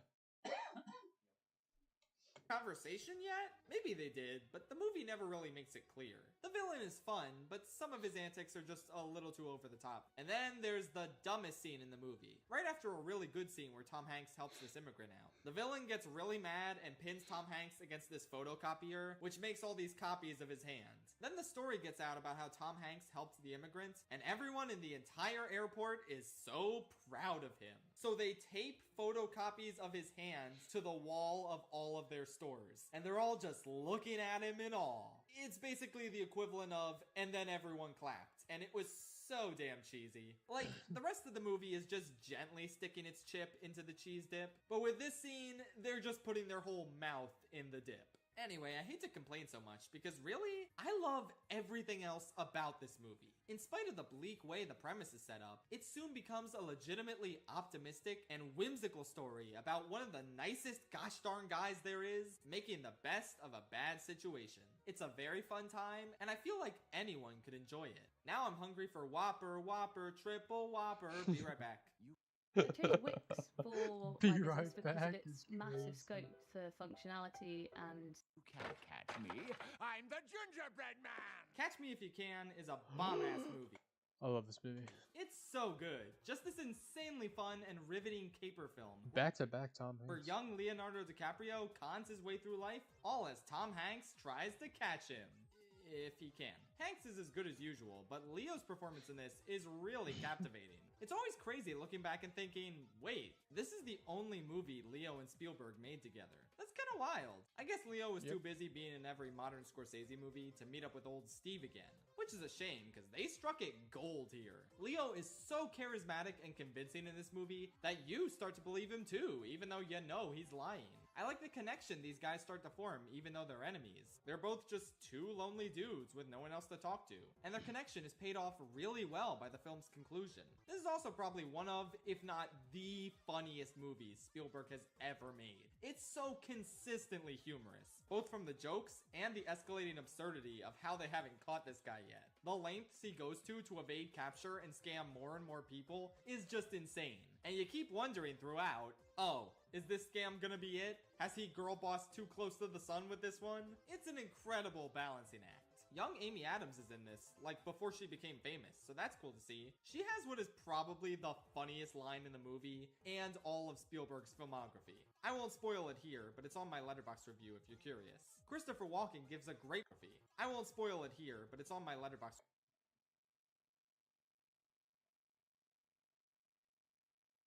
review if you're curious. Christopher Walken gives a great performance as Frank's dad. And speaking of which, there's a lot to be said here about how divorce leads children to the worst places and how much it affects Frank. It's one of the most interesting Spielberg movies to watch post-Fabelmans, because I imagine he really connected with a lot of this material. And it shows. This movie is slick, well shot, well edited, well written, definitely one of my favorites from him. I think some stretches of it can be a bit slow, particularly when Frank is in one place for too long, but it's overall a wonderful film. Definitely give it a watch if you haven't. I don't think it's a controversial statement to say that the 2010s were probably Spielberg's weakest decade as a director. The 70s, 80s, and 90s are all loaded with bona fide classics, the 2000s are filled with underrated gems, and the 2020s are off to a fantastic start thanks to West Side Story and The Fabelmans. But look at the 2010s lineup, man. With the exception of Tintin, it looks like a pretty standard collection of boring-ass movies an old man would make, with some childish garbage thrown in for good measure. Nothing in this decade has had any cultural impact, and they range from really bad to decent enough, I guess. At least, that's what I assumed at first. But then, I took another look at The Post. I watched it back then for the 2017 Oscars, and I thought it was fine. It just looks rather unimpressive in a year that gave us Get Out, Lady Bird, Phantom Thread, 3 Billboards, Blade Runner 2049, and The Boss Baby, I don't know. 2017 was one of the best recent years for cinema, so a lot of people weren't as interested in just another Spielberg movie, myself included, given how underwhelmed I was by Lincoln and Bridge of Spies. But watching it again 6 years later, my mind has completely changed on this one. This is one of the best movies Spielberg has ever made. It's so gripping and intense and dramatic, and it held my interest the entire way through. It's a semi-fictional account of the Washington Post getting their hands on the Pentagon Papers and coming to grips with whether or not they should #expose Nixon and risk going to prison, or stand by the principles of democracy. A lot of the entertainment value comes from how frantic it feels, capturing the chaos of a newsroom and slowly escalating as the stakes get higher. The cinematography here is a lot more compelling than 2010 Spielberg usually pulls off, with a lot of great tracking shots and long takes that fully immerse you into the chaos of what's going on. The acting is also top-notch. Meryl Streep is very good. Tom Hanks plays a much more intense and kind of asshole-ish character compared to what we're used to, and he's great. But the star of the show for me was... Even though I watched this movie in 2017, I had no idea Bob Odenkirk was in it. This is actually a common problem for me. Before I watched Breaking Bad and Better Call Saul, I had no idea who he was, and I just registered him in movies as some guy. Now that I know he's Saul Goodman, I could suddenly go back to movies I saw before and be like, oh, that was Saul Goodman the whole time. That's why people laughed so hard when he was the dad in Little Women. That was him in Incredibles 2 as what's his name? Damn, Incredibles 2 really wasted Bob Odenkirk, huh? Well, he's not wasted here. He's one of the main characters, and he does a great job. Aside from his accent fluctuating back and forth, that was a little iffy. But yeah, good stuff. On top of pointing at the screen whenever an actor I knew showed up, like Jesse Plemons or Alison Brie, I was also just completely gripped by the story. It's very straightforward, and yet it paints a compelling portrait of these journalists' resolve to do the right thing, despite all the shit Nixon throws at them. And I guess that's one other thing I better talk about. This isn't a story about dealing with Nixon. I mean, it is, and it functions perfectly as such. But look at what year it came out. Remember who the president was back then? No. Yeah, so those comparisons dominated the conversation about this movie upon its release. But I have to say, watching it 6 years later, I really wasn't thinking about Trump at all. It's subtle enough that I don't think anyone could really tell when this movie came out if they didn't know. I'm sure the parallels were intentional, but the film doesn't rely on being anti-Trump as its main selling point. I mean, maybe that was the main selling point for its awards campaign, but it holds up perfectly fine without that element. And that's good because in general, I find a lot of Orange Man bad media from that era to be super corny. Like, I agree with you guys. Just find a more subtle, less stupid way of telling it, you know? And I think this is that. Unfortunately, the movie does kind of succumb to stupidity with one of the dumbest endings I think I've ever seen in any Spielberg movie. Nixon is like, "Grr, curse those Washington Post reporters. I don't want them in the White House again." And then it cuts to a security guard discovering a break-in at the Democratic National Committee headquarters at the Watergate Hotel. And all of this is punctuated with this corny-ass dramatic music that continues into the credits. Like we're teasing the sequel that's gonna form the NCU, Nixon Cinematic Universe. I actually laughed out loud at this ending. It is so much dumber than I remember. But I wouldn't change a thing about it. No notes. Aside from that, I feel like Meryl Streep's character isn't really integrated into the plot enough for much of the third act to revolve around her. And there's some corny scenes, like when she's leaving the Supreme Court and passing by all these women who look so proud of her. Like, how inspiring that this rich white lady who inherited a newspaper from her family didn't really do anything aside from approving Tom Hanks publishing the story. But ultimately, a bit of third act corniness can't hold this back from being one of my all-time favorites from Spielberg. And I never thought I'd say that. But it's just so engaging, well-crafted, and excellent. Give it a watch if you haven't. And what my dad thinks I'm a joke too. Yeah, well, your dad's right! Like I said at the beginning, Bruh. The Fablemans is the whole reason this video exists in the first place. It's the culmination of Spielberg's entire career and life. A truly special autobiographical film that we never get to see from some of the most acclaimed and iconic directors. I really loved it when I first watched it, and it sent me down a year-long path of being so fascinated with this guy and watching all of his movies. And now, watching it for a second time almost a year later, I kind of love it even more. It's so rich, so I have seen this detailed, movie. so funny at some points and heartbreaking at others, so warm when it needs to be and detached and unfeeling when it needs to be. It's just wonderful. As I said in my best movies of 2022 video, I'm not always on board for a self-congratulatory circle jerk movie that celebrates how great the movies are. But that really doesn't come across at all in this film. It feels far more genuine and less pandering. Right from the start, where Sammy witnesses a train wreck on screen, briefly haunted by those images, only to dedicate his time to recreating it himself to figure out how they did it. Like, that's how you express the magic of movies from the eyes of a young child. It's such a subtle thing you probably wouldn't think about, but yeah, effects like these are literally mind-blowing, and trying to reverse engineer them and make them yourself? What a great way to step into the world of movies. Every new filmmaking discovery Sammy makes from then on is so compelling, so cool to see unfold before our very eyes. And the movie is, obviously, keenly aware of the power cinema can hold. I really didn't expect any internal conflicts to come from the bully character, of all people. But the scene where he can't grapple with his larger-than-life portrayal in Sammy's film is one of the best scenes in the movie somehow. I'm totally on board with the filmmaking storyline in this movie. But the thing that really makes The Fablemans as special as it is the family drama and how it intersects with Sammy's filmmaking goals. The mom is a Since nut. the movie is new-ish, I kind of The don't mom want to is reveal a the main nut. conflict if you haven't seen it. Because it's one of those things that you don't immediately pick up on, but once you give this movie a second watch, you realize how blatantly obvious it was, and you question how you didn't see it until, well, it's too late. I imagine that's how Sammy and the rest of his family felt. It takes a whole lot of emotional honesty and vulnerability to depict your parents the way Spielberg does here.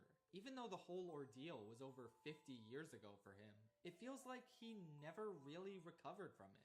Speaking of which, very few things in Spielberg's entire filmography hold as much power as this one shot, where Sammy's parents deliver some devastating news that his sisters react to normally, and yet he just sees himself filming it in the mirror. It's such an untouchably great moment, showcasing not only how detached Sammy has become from his family life, as Uncle Boris said he would, but also serving as a reflection of how for some people, the only way to process devastating life events is to put it in your art.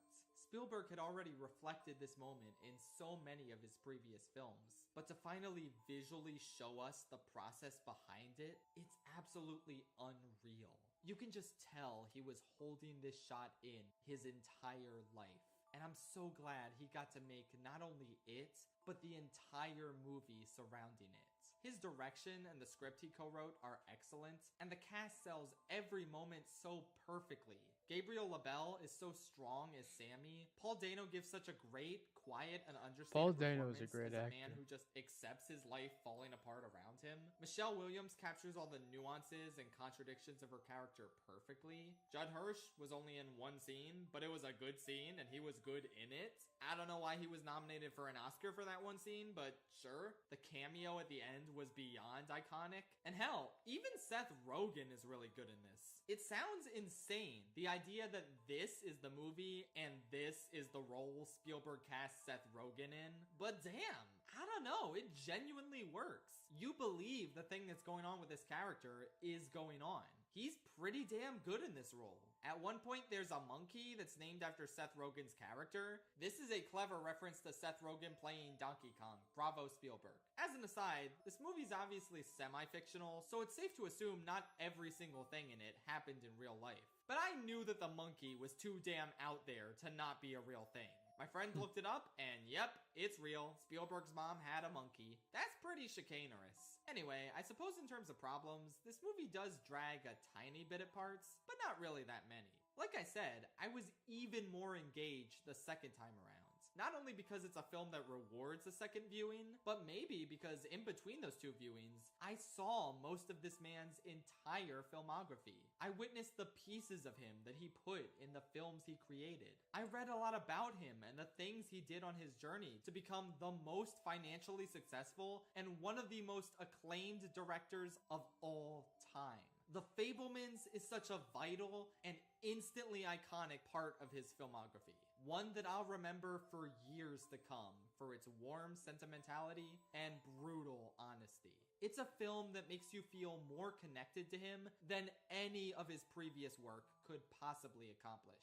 I absolutely adore it, and I would recommend it to anyone who's seen at least one of his other movies, because it'll probably make you appreciate that movie even more.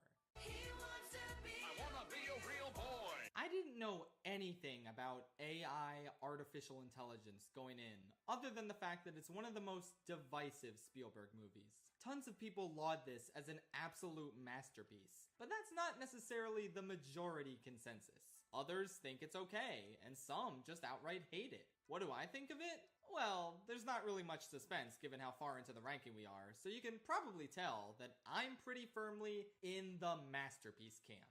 I was kind of floored by this film. Not only in terms of how much it hooked me emotionally, but how it consistently went in new and entirely unexpected directions. And it all worked. There's a massive tonal shift after the first hour, and I honestly really dug it. That contrast made sense for the story that was being told, and the journey the protagonist had to go on. Hell, I didn't even know that this robot kid was the protagonist of the movie at first. Okay, let me back up. Basically, it's the future, and AI robots are now a part of human society. One family's kid is in cryostasis since he has a rare disease. So the dad is like, hey honey, let's adopt a robot boy. And while the mom is hesitant at first, she eventually starts warming up to him, while the dad gets more and more mistrusting of him. Ooh, I don't like that robot boy. He's looking pretty shifty. My brother in Christ, you bought the robot. Like this was your idea. Anyway, I had a pretty clear idea in my head of where the story was gonna go. Oh, the robot boy David is gonna turn evil and try and get revenge after the family doesn't want him anymore. I especially felt like it was gonna go this direction once their actual son came home. Yep, it's gonna be a creepy ass story about an AI that goes rogue in his pursuit of love, even though honestly, David did nothing wrong at this point in the movie. I didn't want him to turn evil and go against his mom. He was just a victim of his family not being able to accept him. And on some level, you can't really blame them. It's a strange situation. But I just wanted the best for David, and I braced myself for the inevitable rogue evil AI plotline. And then the movie didn't do that. like, at all. It takes a hard left turn into David getting abandoned in the woods after his mom doesn't have the heart to have him incinerated. And from there, it becomes a fascinating retelling of the Pinocchio story. David journeys throughout all sorts of visually stimulating worlds, meets a plethora of kooky characters, and tries his hardest to track down the blue fairy that can turn him into a real boy so he can be with his mother again. Like, bro, are you kidding me? That's way more creative and way more devastating than the direction I thought this story was headed. The movie was telling me, yes, you were absolutely not wrong in rooting for David. He deserves the world, even though you know it's probably impossible for him to get what he wants. This movie is just devastating. On top of being inventive, gorgeous, ethereal, it's a pretty insane balancing act of all sorts of seemingly disconnected tones. Yet they all somehow mesh together into something unbelievably special. I haven't even mentioned the ending, which takes another hard left into territory I never would have expected the film to go into. But it somehow works! It doesn't seem outlandish for the universe of the film, and by God, did it leave me a sobbing mess. It's just an absolutely wonderful film from beginning to end. The cinematography is creative, particularly in the first hour before we know if we can trust David or not. The set design is immaculate, particularly from the second hour onward. And Haley Joel Osment gives probably the best child performance I've ever seen in anything. Like, so much of the movie hinges on the performance of this 12-year-old boy, and he knocks it out of the park. From the initial uncanniness to the brutal emotion when he's revealed to be the protagonist. If it seemed like I was clowning on him in my Disney sequel ranking, I wasn't. I was more so clowning on the fact that Disney just straight up didn't know other child actors existed since they kept casting him in everything. But you know what? After watching this movie, it's pretty obvious why. The kid has a gift. My only real issue with this film is that there's a random sex bot played by Jude Law that David befriends in the middle. And I'm sorry, I didn't really get what they were going for with this character. Like, he was fine, I didn't hate him or find him annoying. But I just feel like every aspect of him could have benefited from another draft. I don't really believe he's formed a bond with David. I don't really know why he was allowed to leave with him at the Flesh Fest. And I just generally think he was an unnecessary addition to the journey when David and Teddy making their way through all this together would have been more than enough. Plus, some parts of the journey feel a little quick. Like when this delightful Robin Williams Einstein hologram tells them they need to go to the flooded Manhattan. Oh, that sounds really treacherous. How are they gonna get there? Oh, the cops are outside with a helicopter, so David just gets in the helicopter, and then they ride the helicopter, and then 2 minutes later in movie, they're already at Manhattan. Yeah, felt a little abrupt, but that's not really a huge issue. Overall, this is a true masterclass collaboration between two legendary filmmakers. Yeah, I guess I should have mentioned this earlier if you're unaware, but this was Stanley Kubrick's project for a while that he couldn't quite figure out up until his death. So Steven Spielberg picked up where he left off and fleshed it out in rather unexpected ways. A ton of critics when this movie first came out assumed the colder, harder sci-fi stuff was Kubrick's doing, and that Spielberg was responsible for the sentimental schmaltz in the beginning and ending. But no, apparently the more emotional stuff was all Kubrick, and Spielberg was responsible for the darker elements. That's pretty fascinating and unexpected. All in all, the tonal disparity between parts of this movie really works, throwing you into David's shoes as he has the only person he loves ripped away from him, resulting in a desperate, nigh impossible feeling quest to get her back. It's a towering, heartbreaking film that displays the awesome talents of two unfathomably talented directors.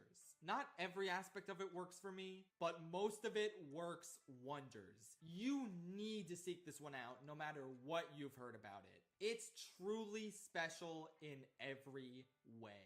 Now I'm sick! See?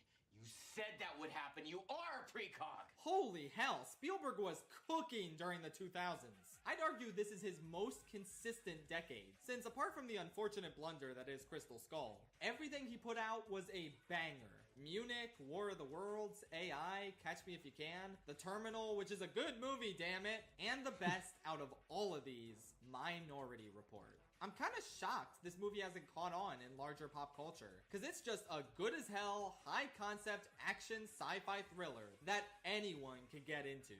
I can just picture the corny trailer narration for it now. In a world where crimes are predicted and stopped before they happen, Tom Cruise is on the run for a crime he isn't going to commit. It's just a film filled to the brim with smart ideas, fascinating depictions of the future, exciting action, good comedic moments, just everything you could possibly want in a movie. It sets up a fascinating premise about cops who prevent crimes thanks to these 3 psychic kids who see them before they happen. The opening 15-minute sequence showing how all this works is harrowing, tense, and shot and edited in such deliberately disorienting ways, reflecting how bleak and morally gray this whole concept is.